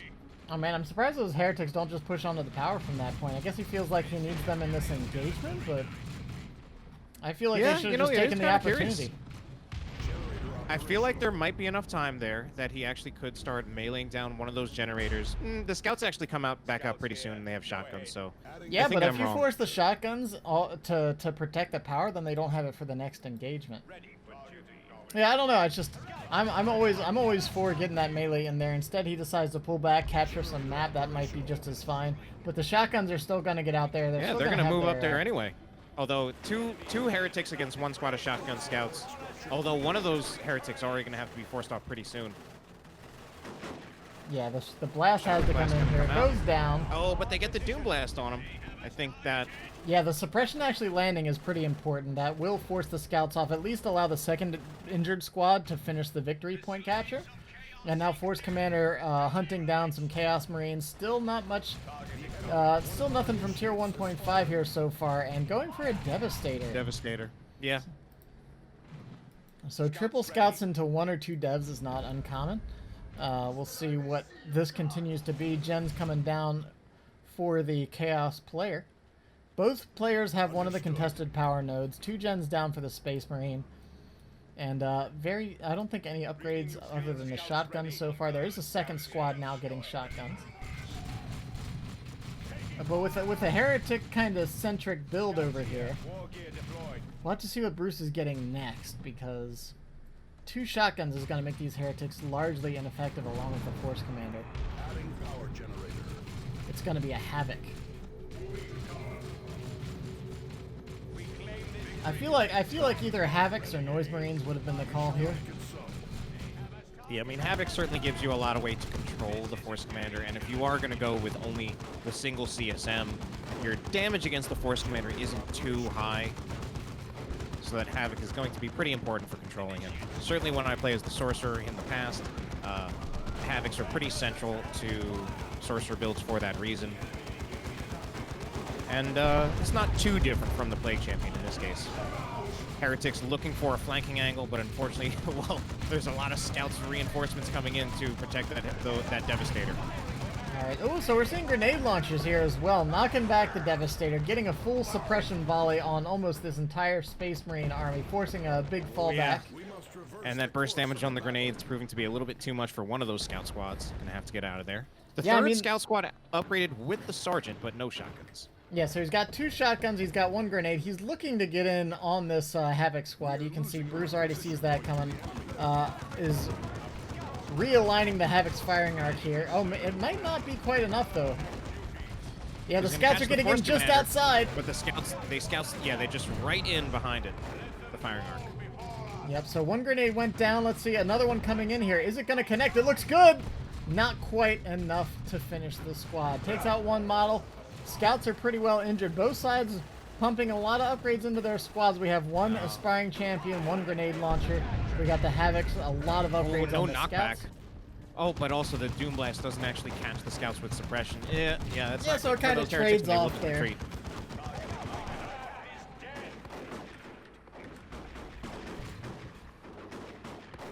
The shotgun misfire sometimes can be so critical, but that time it didn't quite matter too much. There were the Devastators in the back to support if necessary.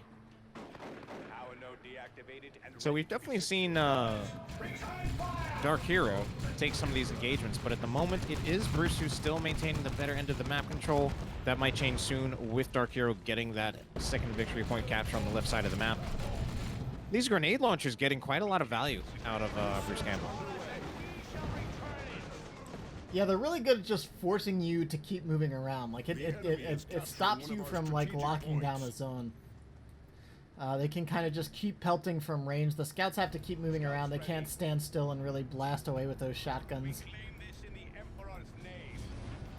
Also working out well as just that, just another way to deal with the Devastators, since we don't see jump units on either side. Yep, and it's quite even so far. I mean, both players heading into Tier 2. The VPs aren't strong one way or another. Only a 50-point deficit in this early in the game. That's not too big a deal. Scouts over here, but without shotguns, they're not very efficient at shooting down power at all. Oh, yeah. I guess they're maybe just looking for a retreat grenade or something. Grenade goes down right here. A grenade. Oh my gosh, and here comes one. Yep. Oh my god. The units are very spread out, though, so they're going to be fine. It's probably not even worth throwing. I don't think they can wipe the squad. Oh, they're not even throwing the grenade. Nah, I don't think so. I don't think it's worth it for just the 1 model. Not with the Havoc still on the field.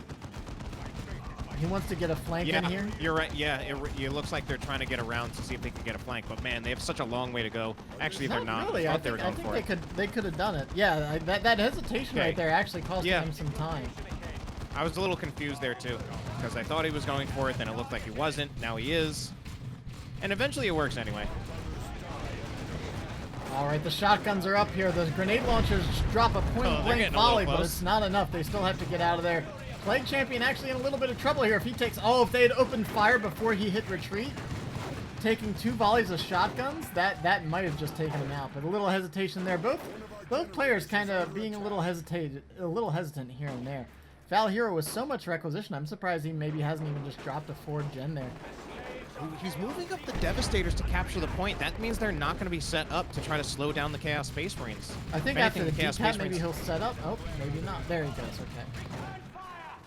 If anything, I was going to say the Chaos Space Marines might want to look for forced melee against the Devastators.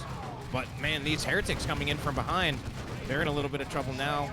Except the Devastators will be suppressed and forced into melee with the Chaos Space Marines. So this is looking like a 1 fight for Bruce Campbell here. Yeah, Blood Crusher's coming out. DarkHero. What's he waiting for? What's he trying to buy? He's not going I tier don't know. 3, is he? He's waiting for that Land Raider, apparently. I really have no idea. Is he just on? Oh He's my going gosh! tier Yeah, he's 3. going for it. Going tier 3. I don't know if that's a good idea. I mean, at this point, well, we had this discussion like one of the past series where it's like it's probably not, but sometimes we know DarkHero likes to try to be quote-unquote creative, and I mean, this kind of goes to a different level where I don't know if it's as creative as it is more like just trying to take that risk, just trying to see if you can pull it off, even if it's not necessarily a good idea. Yeah, I mean, he can call in some tax at any point here, I guess, so that's not too big a deal. If you want, if He can also get upgrades. if he desperately get the needs last anything else to get out here, but the Blood Crusher's out here unopposed. He's down victory points. He hasn't gotten any upgrades on the Force Commander, so I mean, maybe he's just going for that fast termy FC, but... Yeah, that's also a possibility. But he's just going to lose all his power here, and it's going to be that classic situation. Yeah, this is of not going... working out too well. Lascannon Devastator finally starts taking some shots, but then you got the Chaos Space Marines and the Plague Champion right behind it. They will get knocked down. For the Emperor actually committed on scouts, trying to kill that Plague Champion. They just might get it. All right, they won't actually. No, the Blood Crusher manages to escape. That was dicey though. I mean, the knockback was just in time to maybe buy a couple last shots on that Lascannon, but the Blood Crusher managed to take the shots pretty well. No grenade on retreat here. Havoc's repositioning as the scouts run up the eastern side of the map. And the Blood Crusher just going to get healed up by some worship while bashing power on this side of the map. A triple cap against DarkHero, though. It is going to be the Terminator Force Commander. All right, here we go. Termi FC on the field. So yeah, I mean, this is definitely, He's big, he's mean, he's a DarkHero Terminator, and he can retreat. Just trying to play in a way that he wants to play, even if it's not necessarily the optimal way. And he stopped it. He managed, like, the Lascannon protected the gens just long enough that he's now in tier 3 and still managing to get a power income. So it may have worked out for him. That's really the critical point. When you go into tier 3 and you lose the map and your gen farm, there's not often much coming back from that. This situation, though, could definitely be tenable. He's only 150 victory points down. It could be much worse. Tax actually going to be dropped in, and yeah, tax going to be dropped in for DarkHero. Now, I would have liked to have seen those tax way sooner. He could have called those in at he any point. didn't have to wait. No, he could have done that at any point, and he could have more map right now at least, or at least be pressuring elsewhere. I mean, there are actually so many things he could have had. Like, not just having the tac, but also means he could have had like a missile launcher just to put a little bit more threat onto the Blood Crusher. I mean, considering how the Blood Crusher only just barely got away from the Lascannon, could have been a dead Blood Crusher if the if a tac was dropped a little bit earlier. All right, For the Emperor going to put on the Terminator Force Commander. But what about those scouts on the other side of the map? Yeah, they managed to get out of there. Force Commander now just brawling with the Blood Crusher, deciding, I guess, to shoot up some heretics instead. Yeah, it was trying to see if he can melee down the Blood Crusher, but once it started getting the worship in, it couldn't do damage fast enough to realistically take it down. All right, so Chaos Predator is out, as are the Stern Guards. And it's just going to be a tier 3 fight from here on out. Oh, going for the Mark of Nurgle. I guess against the scout-focused build, that's better, but he's down to just the 2 scout squads now, and he's starting to replace it with bigger, heavier infantry. He's still got all 3. Oh, sorry, yeah, he's still got all 3. Yeah, I keep forgetting that when the Termi Force Commander comes in, it replaces the Hero Portrait. Yeah, earlier on I kind of got confused by that too. Devastator Marine's going to get forced off. Grenade, however, is going to result in a wiped Heretic squad on the left side of the map.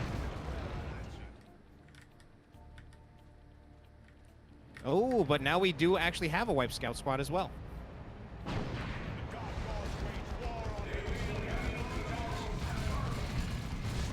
Alright, Alright, so Stern Guards and Force Commander probably biting off a little more than they can chew. They really want to finish out that Blood Crusher. They've got the Vengeance rounds loaded up. Force Commander might be able to get one more swing. Oh, I think he had a special attack or something. Yeah, the special attack on the Power Fish should definitely track. That seems huge that it doesn't. At the moment, it doesn't feel like the Terminator Force Commander is working out too well for him. No, it's not this isn't a matchup that I feel like that buys him a lot of value, as opposed to things like maybe Eldar or Orks, where you have a lot of lighter infantry that he can really harass much more easily. But we've got a Predator coming out. Predator. Most likely going to look for that las cannon to put an end to this Blood Crusher once and for all, and of course then put some threat onto the Nurgle Predator. Yeah, the las cannon is still on the field, so that Nurgle Predator, while very beefy, is not invulnerable, and is going to be able to put much less threat onto the opposing Space Marine Predator as well. So just, if he can get a las cannon on the Predator as well, between the two, yeah, he's upgrading to that pretty much immediately. So very much looking to actually see if we can put an end to that Nurgle Predator. That Nurgle Predator is so tanky that you really need to make a concerted effort for it. Looks like the Blood Crusher might go down here. Nope. There it okay, goes. just kidding, it does.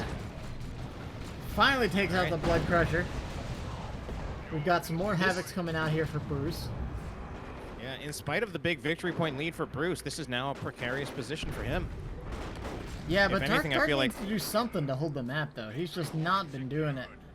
Yeah, I think he just needs to be a little bit more aggressive here. Currently, the las cannon Predator, Stern Guards, as well as las cannon are just kind of sitting around doing nothing. I feel like he's got to move them up and look for that kill on the Nurgle Predator. Yeah, especially now seeing how far back that the Nurgle Predator is. What's he doing with the scouts? Oh my gosh.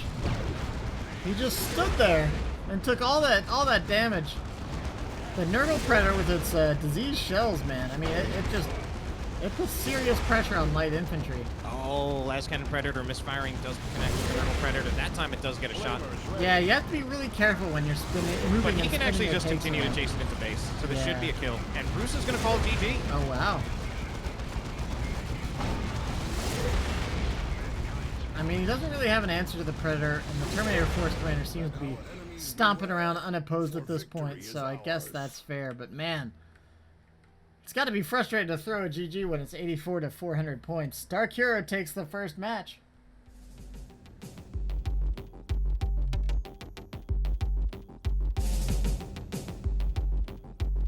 Here we go. Game number 2. Totally different matchup series. now.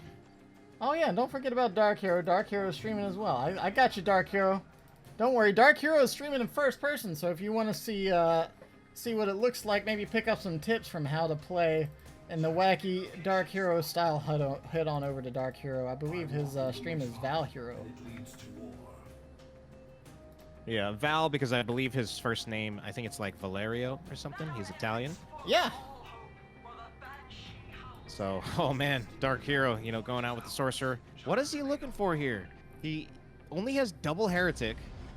Okay, he's going for the Chaos Space Marines. Going actually for the Chaos Space Marines after getting the second Heretic squad. Yeah, he seems. I've noticed that with him in general is that he seems to prefer to get his cheaper map control squads out first and then bring in the bigger squad. He does that with Space Marine too. He'll always purchase the first scout before he purchases the tactical Space Marine. Yeah, I think it makes even more sense with Space Marines because there it gives you even more of an edge in map control because those scouts are a little bit faster than the Heretics. So if anything, I would say it's probably optimal. All right, Bruce so here Campbell. we go.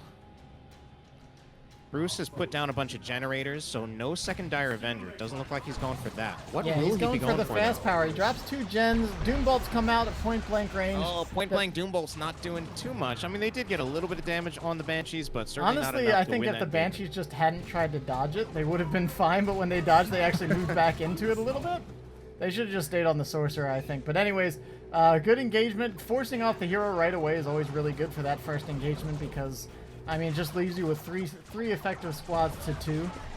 Yeah, and DarkHero can't win that with only the Heretics there up against those 3 different units. Yep, so Rangers coming out for Bruce Campbell. Heretics moving on to the victory point back here. Oh, deciding better of it. I was wondering, like, if Bruce is not going to go for a second Dire Avenger, what he's going to be looking for. Of course, setup teams notoriously kind of difficult to use against the Sorcerer. Rangers, on the other hand, kind of necessary if you want to be able to detect the infiltration. If you do see the Zinch infiltration go out, Doombolt's going to go in on the Oh, Howling that was Banshees. good.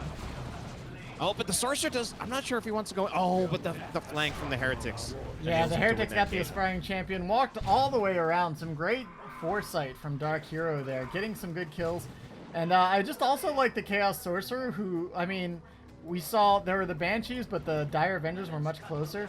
Bruce actually moved the Dire Avengers, expecting to dodge the Doombolt there, and then let the Banshees get smashed. Lost a bunch of models on both squads there, and let's see, what else did Bruce Campbell buy?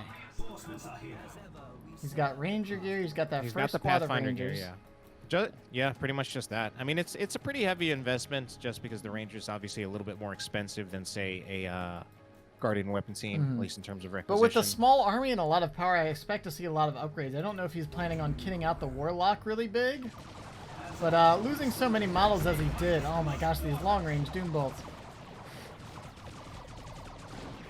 I think there's even a decent chance he might try to look for... Oh, no, he's going to go for the Guardian weapon team. I was about to say there might be a chance that he's looking to actually just check to tier 2 from here. But he'll go for the Guardian weapon team. I think that's a wise choice.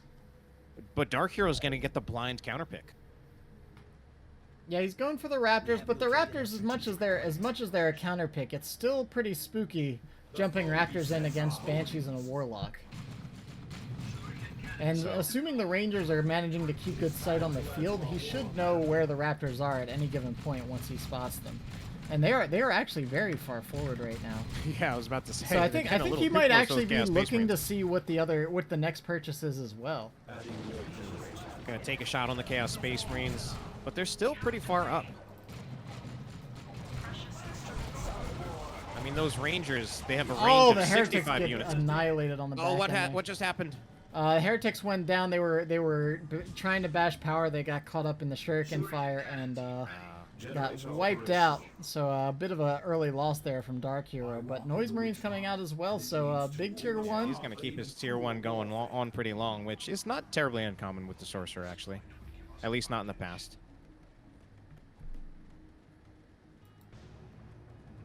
Okay, so 396 to 480. And dropping. Chaos Space Marines have us here. Raptors looking to move up. Yeah, certainly jumping into the Howling Banshees can be a little bit troublesome. Ideally, I think you want the Heretics to try to be following up behind the Raptors once they jump in. Yeah, but that can sometimes be easier said than done. If the Rangers are nearby, it all just depends on the support. But I feel like the Eldar have the advantage.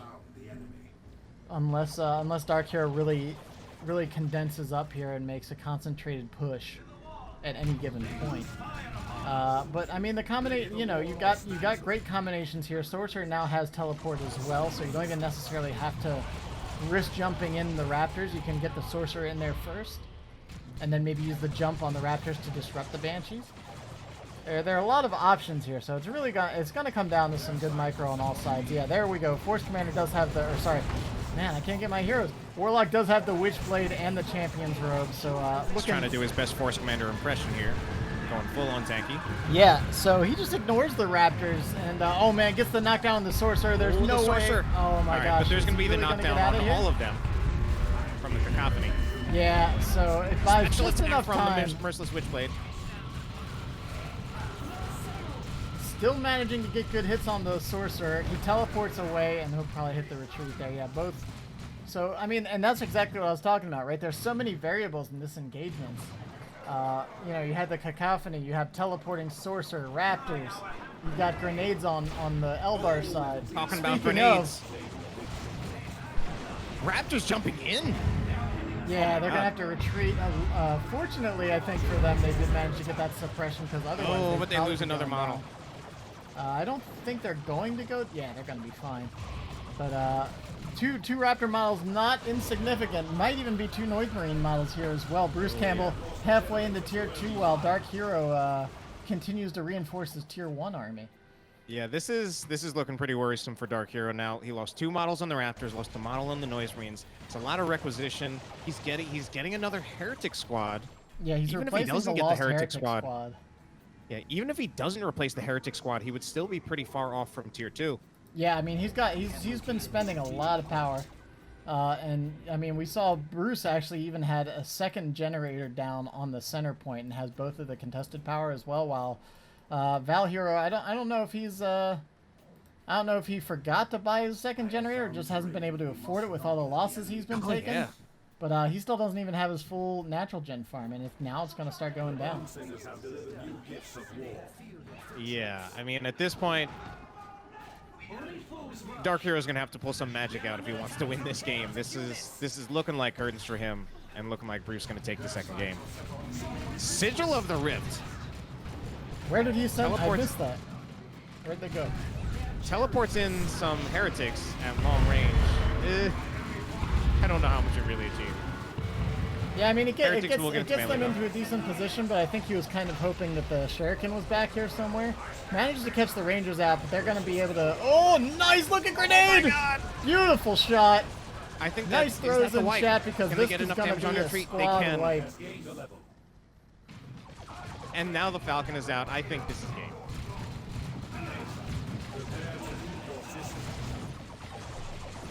Yeah, not super great. So, I mean, there were a couple solid engagements, but oh my gosh, yeah, this is probably another dead Heretic squad. That's the third Heretic squad that goes Game down. is gonna end before DarkHero it throws the GG in, and Bruce takes game number 2.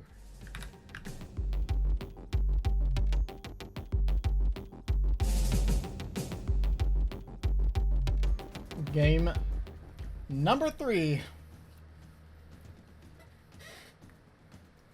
Good series today so far. I was worried with that first one. I thought it was going to be a hard sweep, but Piano put up a fight. He almost took it. All right then. Oh, Bruce Campbell. What a sorcery he's got right here. I don't remember which one this is. Which custom skin. I'm sure there'll be someone in chat who can tell me. It looks very nice. Farseer from DarkHero. This is the Chinese Farseer with the yin and the yang. Got a little Taoism going on there.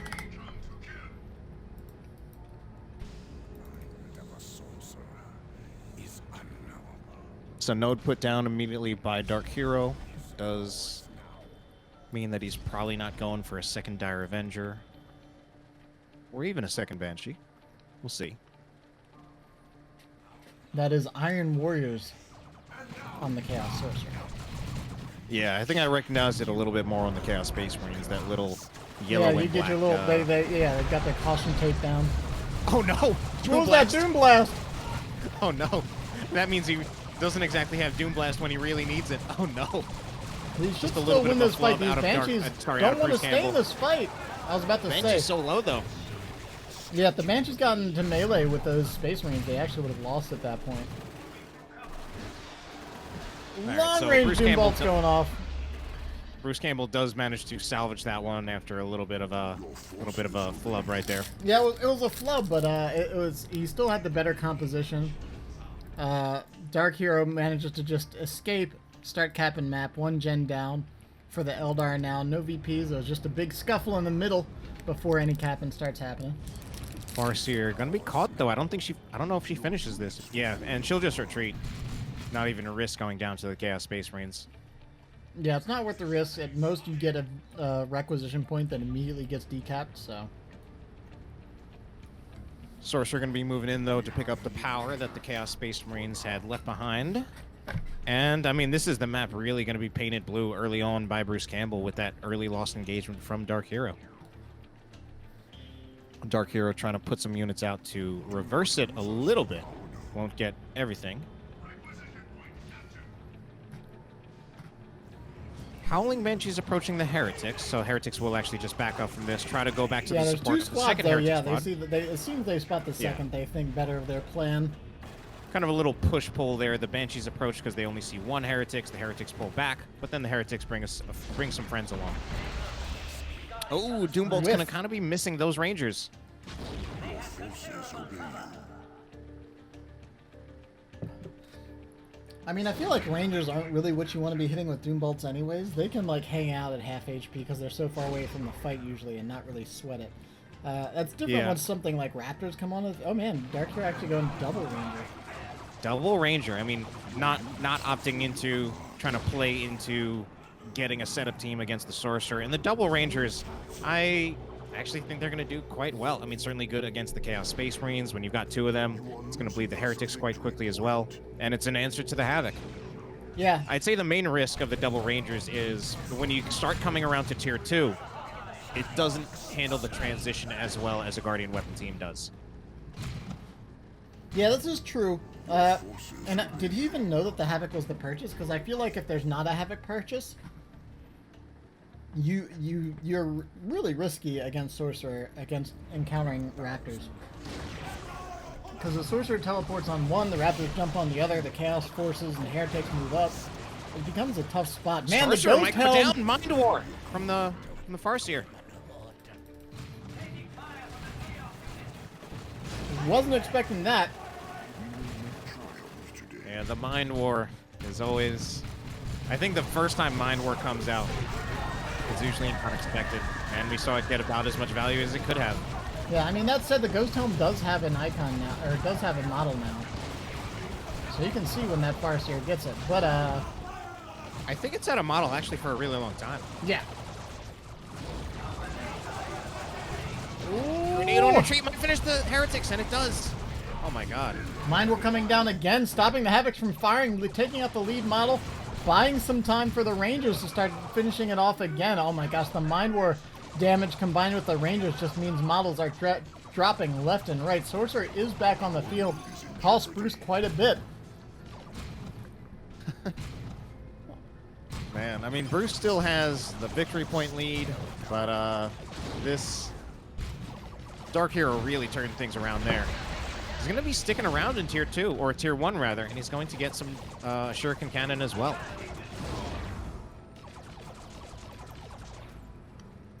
Into the vegetation.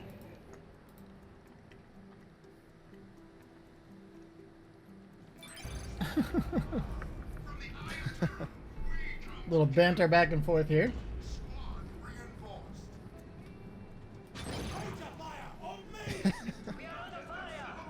I don't know. Sometimes I feel some of these players talk a little bit too much in the middle of the game. Especially after they take unit losses. Right, right. So he should probably be focusing on something else here. Of the Chaos Gods. Oh man, those shots just going in on the Havocs. Yep. Alright, Havocs are now infiltrated. Rangers have to move actually a little bit closer to actually detect that. Doombolts will go in. Oh man, the Howling Banshee's going forward though. The Havoc does not actually target the Howling Banshees. Oh, but the suppression hits him anyway, and now it is retargeted. Oh my gosh, a nice looking what a grenade. grenade. Almost takes out those Heretics. The Rangers might have been able to finish those off, but they're instead focusing on the Sorcerer. Oh man, Sorcerer eats a Havoc He to needs stay to be alive. careful. Oh yeah. man, the Mind War comes in to finish him off from the flank. Oh man, he's Oh GG'd man, already. Bruce drops the GG and it's a quick win for DarkHero. That was looking quite dominant. Wow. I mean, that said, like, I don't know if it was intentional to buy the second setup team, but DarkHero was nowhere near Tier 2.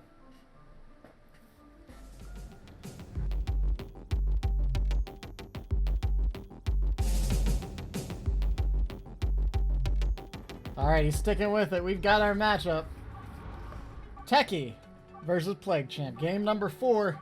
Bruce's Friday Night Fights life on the line. He finally got his win a couple weeks ago.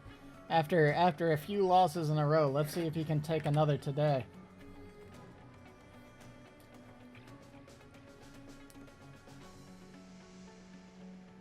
Did Bruce get 3-0'd? No, it's 2-1 right now in favor of DarkHero.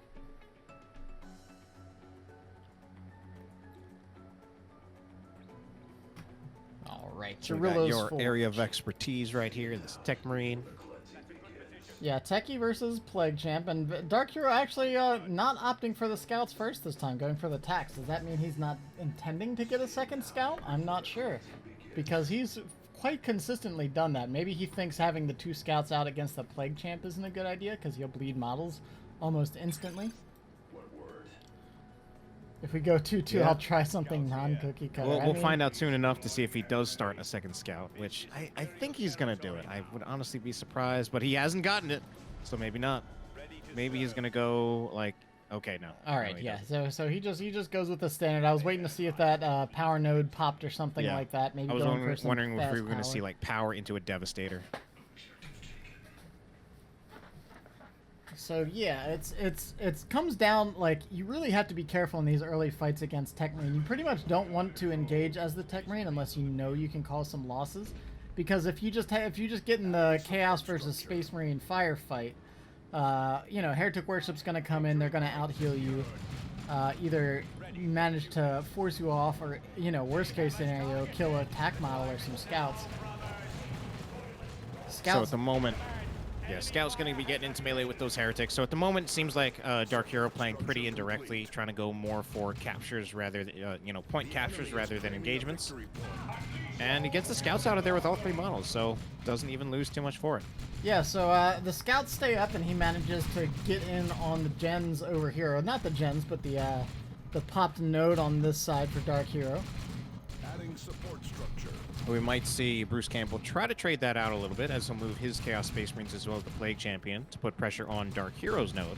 Yeah, it's kind of just a mirror map right now. Both players pressuring each other's gen farms. Both players knowing not to drop gens under distress right here.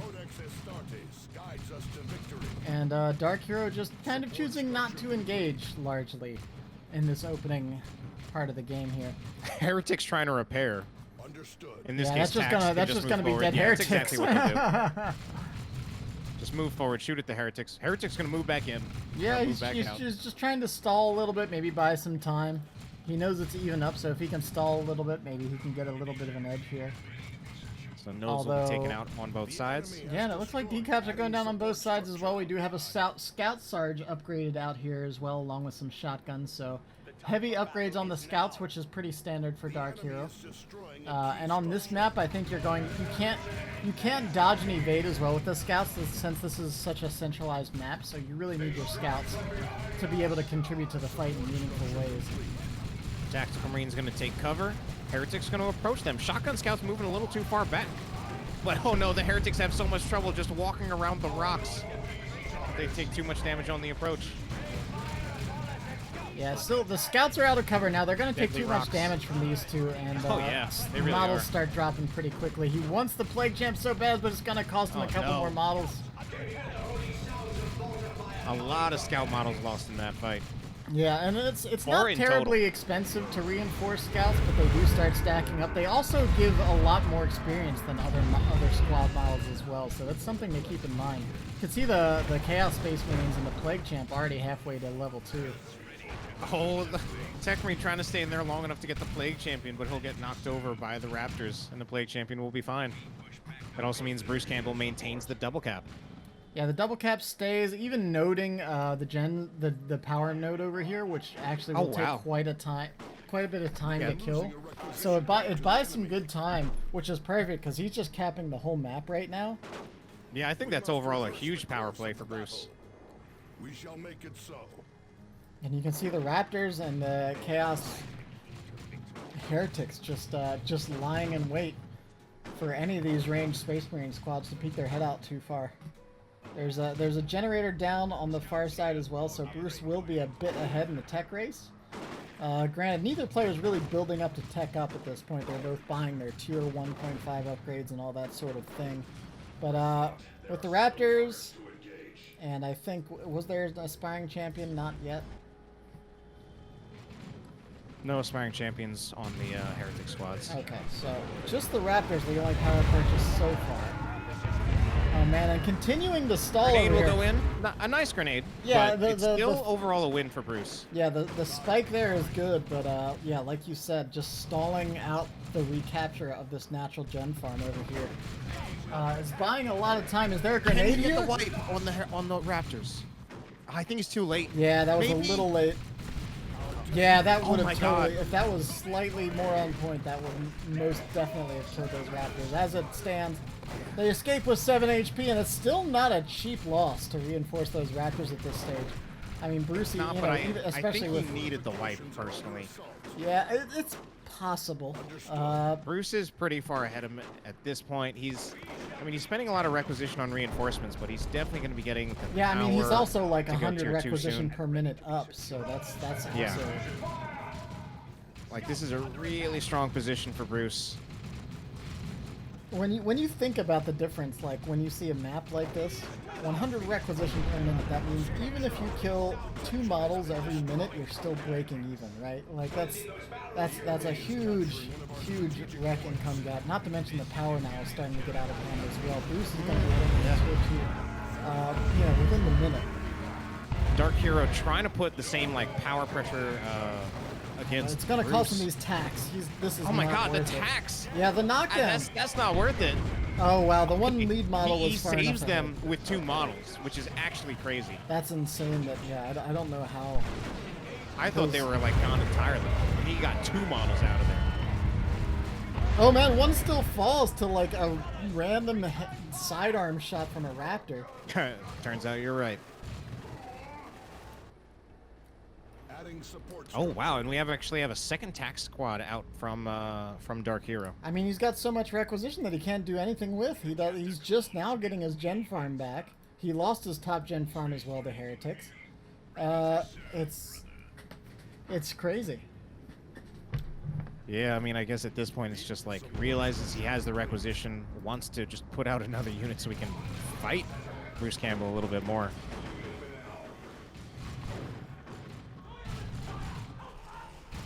Now, DarkHero's starting to get back out onto the field, but Bruce is going to tier 2. He's just a little less than halfway there, and by the time he's there, he'll have enough for a blood crusher. But will this raptor squad go down this time? I don't know what I his don't plan think was so. with those raptors. That was so brazen. It's so close. I think it's Oh going my to God. escape. Yeah. Yeah, I think so too. Down to 6 at the end. That was their lowest. The Scout's finally getting in on the gens up top, but oh my gosh. Yeah, I mean, he had 2 when you have 2 raptors versus 3 space marines, the tactical marines can still do some pretty reasonable damage in melee there. So So Bruce Campbell about Bruce to get to tier risking- 2, and of course, once he gets there, he'll have about as much resources for, of course, what? A blood crusher. The old blood crusher. Demon dog. Nice split on the scouts managing to prevent suppression it's- from both of those. Oh, and nice the looking grenades grenade go in. too. Wow. Oh my That's gosh. Yeah, I mean, that's just a micro outplay. But I don't know if the it'll be enough to problem take the game, is that he or was like bring him back focusing to the so game, much but it on was that still impressive. that he lost his tax in the middle. So Oh god. Yeah, he lost his axe. In the Yeah, end, that's- yeah, I in the end, mean- he actually did not come out on top of that. no, I mean the problem is with RTS, you got to be paying attention to more than one thing usually, and you can out micro on one side of the map and throw even more away on the other side of the map. These might be going down. Oh, the touch of Nurgle will save them. Touch of Nerval. Oh, Papa Nurgle, keeping the boys safe, keeping the squad alive. Oh my gosh, these scouts need to retreat. What are they doing? There's heretics in the retreat path. He notices a moment too late. They should still get out of there, I think. Yeah, so long. The Sarge was in the lead there, so that's fine. But the Blood Crusher's here, and it's ready to charge forward. If DarkHero loses this gen farm again, I mean he's hitting tier 2 now, and he just purchased another generator. This Blood Crusher, Yeah, I'm not sure if he's Bruce about to lose realizes all of how them, I far think. ahead he is, since he did spend so much power in tier 1. But he has to know that since he held the gens for so long, the DarkHero can't really have an answer to this Blood Crusher yet. He'll start actually damaging the generators. Doesn't have a whole lot of damage against them at the moment. It's just the Blood Crusher that's even focusing on it. And it's gonna The get Tech Marine repairs, just, yeah, he's so like, turn I'm around. just gonna start patching these up in the meantime. Oh my gosh, these Raptors. How many miles have these Raptors lost already? I want to say 6. But again, I mean, like we said, the requisition is starting to even out simply because Bruce has a larger army. But Yeah, the Blood Crusher can just bully these scouts around the map if he wants to at this stage. He's got to be very careful though, because there's heretics everywhere.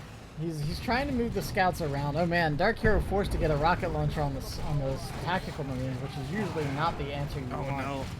And the heretics getting into melee with those attacks before they can ever do anything to the Blood Crusher, which is not even around there, just totally in other different places. All right, now finally Bruce is going to start putting a little bit more pressure on this generator farm. Feels like it's coming a little bit late, but better late than never, and he still definitely has an advantage. But the Blood Crusher isn't quite completely uncountered like the way it was, you know, a minute or two ago. Yeah, I kind of like it's such a risky thing with the Blood Crusher sometimes. Like, on one hand, you want to charge it across the map and just wreck face with it, but on the other hand, if you get that Blood Crusher and throw it away early, that can sometimes just be a complete reversal in a lost game. Scouts do react to the incoming Raptors, but the Chaos Force is converging on this gen farm, continuing to deal damage, continuing to stall out. Oh my gosh, the Scouts didn't retreat, they're just walking away. I think he's got his attention somewhere else. You can't discount how long... Yeah, those aren't getting out of there. You can't discount how long that Raptor suppression lasts, and once they get that aspiring champion, that maul on that lead model does a ton of damage per swing, and rightfully so. Look at that thing. But yeah, I don't know.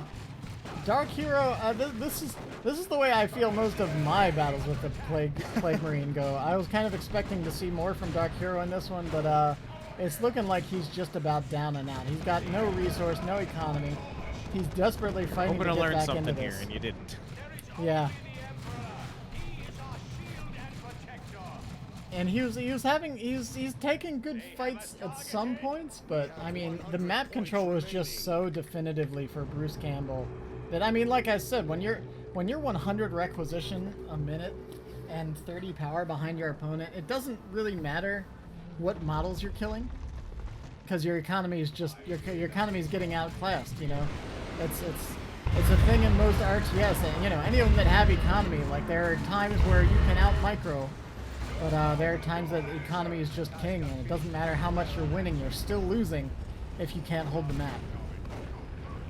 Well, in this case, talking about winning and losing, I think we're pretty much at the point where it is going to be Bruce Campbell winning and DarkHero losing, and indeed he calls it right there. Yeah, calls the GG, so looks like we're going to the ace match. Our second game 5 of the day. Yeah, I mean, two best of 5s, and we're going into game number 10, so I guess we've got some good matchups here. DarkHero, that's one thing I feel about him. As much as he's a very solid player, he seems to be very inconsistent because he does like to play these kind of oddball builds and stuff like that, and while he does have very good plays, he tends to drop micro from time to time. In critical moments like we saw up top, where, I mean, he had a beautiful scout micro to, like, just annihilate that Raptor jump in, but completely lost track of his tax. And losing the tax at that point in the game was pretty huge. That was the time that he really needed to be having his army on the field, and that's when I feel like Bruce's map control really hit that critical mass. Yeah, and even as he continued playing, like, he just didn't have enough to realistically fight Bruce at any moment in time once he had lost those tacks. Even the tacks were kind of like a consolation prize, where it wasn't ever really the ideal choice. It was just what he was able to get based on what had happened in the map so far, where he had lost control of his power and needed to get it back, had a ton of requisition, but needed to get power going.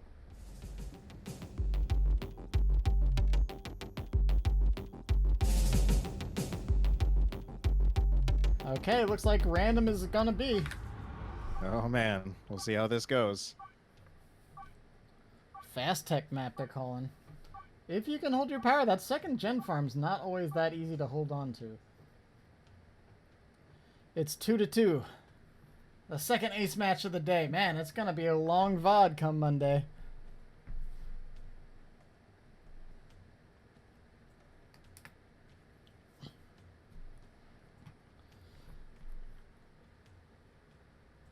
Alright, Ashes of Typhon, the ace match. Bruce Campbell as the Chaos Lord, and DarkHero as the Ravener Alpha. Chaos versus Nids for the ace match. What do you think, Cretella? As far as the matchup, I'm not looking at it being too favored either way. Maybe a little bit for the Chaos Lord come around tier 2. Sure. Maybe a little bit for the Nids in tier 1. All right, so definitely can go either way here. These are both solid heroes, and Bruce is very familiar with the Chaos Forces. Even if he's a Plague Champ kind of main, he knows the certainly army we know very well. Bruce plays Chaos, but I don't think I've actually seen either of these players play either of these heroes before. Your forces obey you. Probably more likely that Bruce has played the Chaos Lord than DarkHero has played Tyranids, but Right. So it looks like DarkHero's specifically gonna go for, I guess, the more range focused build. We see. Oh no, he's going 2 wow. and 2. Okay. double Haven't seen Hormagaunts this in a and bit. double Termagants. Your units fulfill your command. And I feel like, in typical DarkHero fashion, we're seeing something not quite the norm. Forces obey you. You normally either No, see the triple Hormas or the double Termas into Raveners one way or another. And part of this is he hasn't put down like any nodes yet at all, so he hasn't activated any nodes because he was just trying to focus on using up all that requisition to get all these squads out. Certainly a lot of field presence really early on, which, well, if he's going to try to make this work, I think he needs to make something happen soon to kind of capitalize off the time when he does just have more of an army than All right. Bruce. So yeah, definitely that.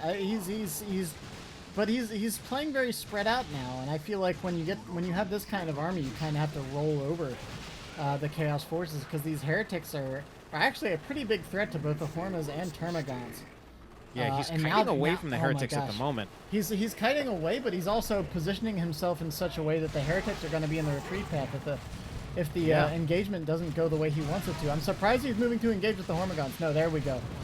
Okay, and the Corn Worship comes in. The Aspiring Champion comes Aspiring down. Champion as well. I think it's going to be, oh no, Doom Blast on all 3, I think. Yeah, he nails it, and I think he just has to get out of there. Oh no. If he lasts That could any mean the longer, Hormagaunts are dead. yeah, those Hormas are down. Oh my god. And that's what I was worried Flanking about. Hormagaunts. Oh no, that's unfortunately a pretty weak first engagement for DarkHero. Yeah, he does take out all but the Aspiring Champion on the other squad here. Maybe if he manages to take out a model of these Chaos Space Marines, I think it'll be about even, honestly. Hormagaunts aren't terribly expensive. But oh my gosh, the second squad of Heretics is over here ready to just start hacking away at all these Termagants. The losses are starting to stack up a little bit too much. Manages to get one Chaos Space Marine now. There are warriors out here as well. Continuing to bleed Heretics on top of that. It's a little worse for DarkHero, but I feel like overall it's not too bad. He managed to stay on the field too, so he's just continuing to try to take the map. Chaos Lord just running all over the place right now. Nodes down on both his power and the central power in the crater. But VP is in favor of Bruce. About to be a 2-0 cap, at least for a few moments here.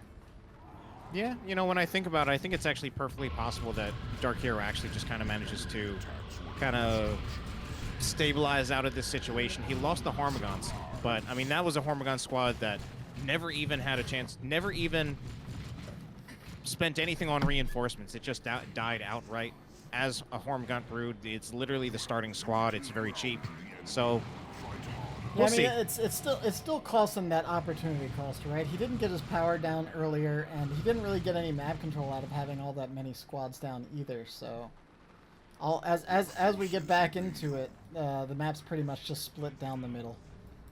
450 to 455, so victory points pretty even at the moment. Soon to be a double cap for DarkHero. Chaos Lord going to look for the decap on that requisition, just going to disrupt that plus 30 income for DarkHero. And the Noise Marines Noise over here Marines probably gonna steal this node down as well. Yeah, I think they finished that before the Ravener gets in range. And is this a third Termagant squad on the field? Yes, it is. All My right. god, what is going on here? Nothing but gaunts and gants for DarkHero. Your forces One Got the Hormagaun one way warrior ahead of the out. pack here. The one warrior not with any upgrades at the moment. Probably just looking for the disruption of the leap into combat until he can get the adrenal glands later on. Oh my gosh, what a leap from the Hormagaunts. There we go. They get off both of those squads. Now the Noise Marines. Oh yeah, Noise Marines potentially in a... Yeah, they're not going to be able to do much without support. There's way too much out here. They'll just retreat instantly. Your forces obey you. And now will we get the counter gen bash over here? Let's see. They're talking about a fast tech map, but so far neither side has a fast gen farm down. And looks like the certainly Hormagaunts. not DarkHero fast teching. He So likes some of Chaos those Lord long moving tier in. ones. And I guess, is this maybe what DarkHero wanted? He just wanted all these Termagant squads to be able to threaten the Chaos Lord? Let's see. Kill the weak. Oh, why did he let it hit? Oh, it's not dodged. I think DarkHero can still manage this if he just gets more crippling poison on the Chaos Lord. And now he can actually just have the Hormagaunts and the Warriors just swarm the Chaos Lord in melee. The Chaos Lord, he might go down here. Yep. Oh my gosh, he does very quickly there. That's not a time you want... When you're surrounded by Hormagaunts and Warriors is not the time you want to hit the retreat button. Not unless you're well above half health. Yeah, I mean, the funny thing is, you know, that Chaos Lord, of course, like, when he has Kill the Weak ready to use, you can't necessarily just swarm around him because he would have it. But once it's on cooldown, he actually, if anything, is in a way more vulnerable than other commanders in retreat because he's just a little bit slower. Sure. Yeah, he doesn't have that good acceleration. That's another thing too, is that you like, if you're surrounded by melee, you want to get up and start moving before you hit that retreat button most of the time. It'll save you a surprising amount of HP. So, tough situation for Bruce Campbell at the moment. He's probably going to elect to tech to tier 2, but that also means that he's going to be without the Chaos Lord for quite some time. But helps that he's winning an engagement at this time, so it gives him some time where he can eventually try to get back the Chaos Lord. There's the tier 2 upgrade. Might even try to get the Blood Crusher out before he even goes for resurrecting the Chaos Lord.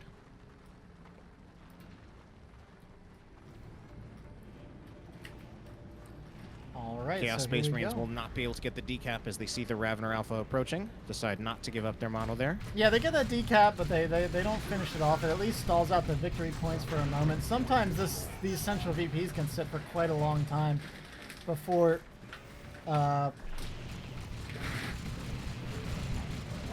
Heretics in melee with the Hormagaunts. Kind of playing chicken in that fight. Hormagaunts will retreat, but I don't think they'll be going down entirely. Yeah, the Hormagaunts can't really hold their own against an aspiring champion tick squad. The Noise Marines doing a lot of work here, but they are starting to look pretty low. I don't know what level of field presence they're going to have at this point. Wow, yeah. Nice flank coming in from the crater side. Getting the toxic poison, though, slowing down those approaching heretics. The Noise Marines are still here and still healthy. Going to be some retreats on both sides, but looking to favor Bruce Campbell marginally. These squads pretty low on health. He's going to see if he can get some generator bashing done with the Noise Marines while they're still out on the field. But needs to be careful. They might be in a position soon where they might be retreating through some gaunts. Yeah, he'll just retreat them right away instead of committing to that any further. So the good thing about having this great big tier 1 from DarkHero is that, like, while he's been fighting so much on this side of the map, he still manages to have the unupgraded Termagants way on the far side, just capping away. Has the whole bottom side, requisition and all. Yeah, and that's definitely, if you're going for just about any time you have a build that involves triple of one unit in tier 1, that usually does mean that one of them is going to be heavily dedicated to map control. And man, yeah, Bruce is looking rough. I mean, he had the tier 2 advantage here, but DarkHero's caught up, and he's down by 200 victory points, which is no small margin. Yeah, so he really did kind of stabilize from that early Hormagaunt loss, and Bruce Campbell elected to go for the Bloodletters instead of the Blood Crusher, which I have heard people say that Bloodletters are actually kind of the choice against Tyranids specifically. That is very good against much of their tier 2. We do have Warriors with Adrenal Glands, so that does, of course, make them quite a bit tankier. They'll be providing that synapse to the Hormagaunts, but the Bloodletters, pretty easy to pop the models on the Warriors for them.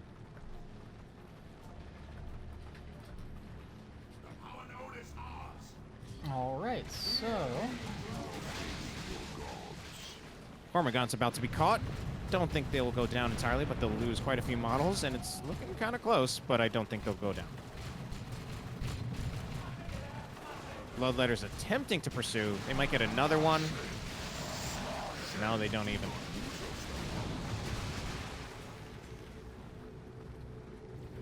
Yeah, and the Bloodletters against this many Termagants, it's actually going to be really difficult for them to get much done. I mean, we haven't seen this kind of Termagant play much recently, but those Venom Sacks, when you have them all upgraded, really make it difficult for melee forces to move around the map and even just engage. Yeah, that's yet another cast of the Toxin Sacks, so making it so those Bloodletters can't do anything. I don't think they have the phase shift ready. I think it's on cooldown at this point because it was already used. Again. Okay, yep, now I mean, they have it. They use it here, but every time they hit that phase shift, they're going to run out of heretic support. It just allows these squads to fire away on these heretics, and that's, what is that, about 15 heretics that just went down? Yeah, I mean, Bruce was doing a good job of cycling the cooldowns with the Bloodletters to keep them alive, but eventually he just couldn't get them into melee against the triple Toxin Sacks. So man, I mean, showing the triple Termagants can still be a thing sometimes over here. DarkHero now pushing up on Bruce Campbell's gen farm, manages to take out the node, probably going to get a gen or two here as well as the Chaos forces are now just finally moving back up onto the field. There's one. All right, looks like he's going to commit to the fight. No, he's actually committing to a second generator. And he'll again just use the Toxin Sacks. Yeah, he slow just down has the Bloodletters. like no need to overextend. He's got a Tyrant Guard coming out here shortly. That'll be a nice answer to the Bloodletters. Yeah, the Bloodletters are actually pretty funny. Like, I've literally heard people just say, like, Bloodletters are so strong against Tyranids, they just counter the entire Tyranid Tier 2. Well, they might counter the Tyranid Tier 2, but it looks like the Tyranid Tier 1 is countering the Bloodletters. It's true. We see a Capillary Tower hopping up here. Forced off the Noise Marine. Oh no, the Noise Marines are still staying in here. I thought they were going to retreat. The Heretics. Oh no, they're down to one model. Oh my gosh, the Bloodletters now moving over to this side of the map as well. One Termagant Brood getting pretty low, but otherwise, it's actually pretty amazing just how little value the Bloodletters are getting at the moment. Yeah, we even have a second squad in here from a Blood Sacrifice, I believe. Yeah, these are draining.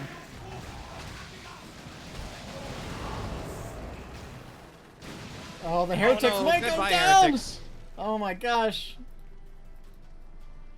That volley. Let's see, what are these? These Termagants are now level 2. Ravner's level 4 and has some good stuff on him too. So he's got the Synapse Aura. So he's actually... Oh, Ravner is in Ravner Alpha. Yeah, so Ravner is actually doing... has the damage Synapse, and then he also has the reinforced armor as well. So has some extra slow on top of... I think we say that. I think it's Sacks. heightened. That's how it's pronounced. Yeah, I mean, slowing something by 50% just for attacking you, that's not a small number to be slowed by. Yeah, that on top of the Venom Sacks, like we've been saying, oh my gosh, these Bloodletters getting ripped through. The Bloodletters haven't been able to do much of anything this game. Hormagaunts are probably going to be fine. Maybe a kill the week? Nah, it's not quite enough. There's not much to deal with the Tyrant Guard at the moment either. No, I mean, we do have the Bloodletters, and now that we have some Siege Bolters out here as well. Okay, yeah, Tzeentch is coming. Good. Tzeentch will be quite good against the Tyrant Guard. But Valhero's heading into Tier 3. And the victory point's still quite in his favor, more than a 100-point lead right now. Bruce is definitely doing a lot of back-capping wars at the moment, as he's actually held the double cap for a decent amount of time. And we see him going for DarkHero's natural. But Tier 3 is coming around. In fact, it's not just coming around, it has come around. And DarkHero not too far away from a Carnifex, unless he's going to go for that Swarm Lord like we saw earlier.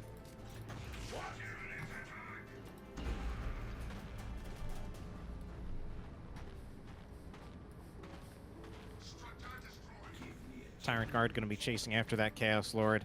Yeah, I was about to check. Chaos Lord actually finally upgrading to some Lightning Claws because unupgraded Chaos Lord scales quite poorly. I mean, generally speaking, you want some kind of upgrade for your commanders to scale, but especially the Chaos Lord, his starting weapon only does something like 26 melee damage or something. Yeah, it is largely insignificant, and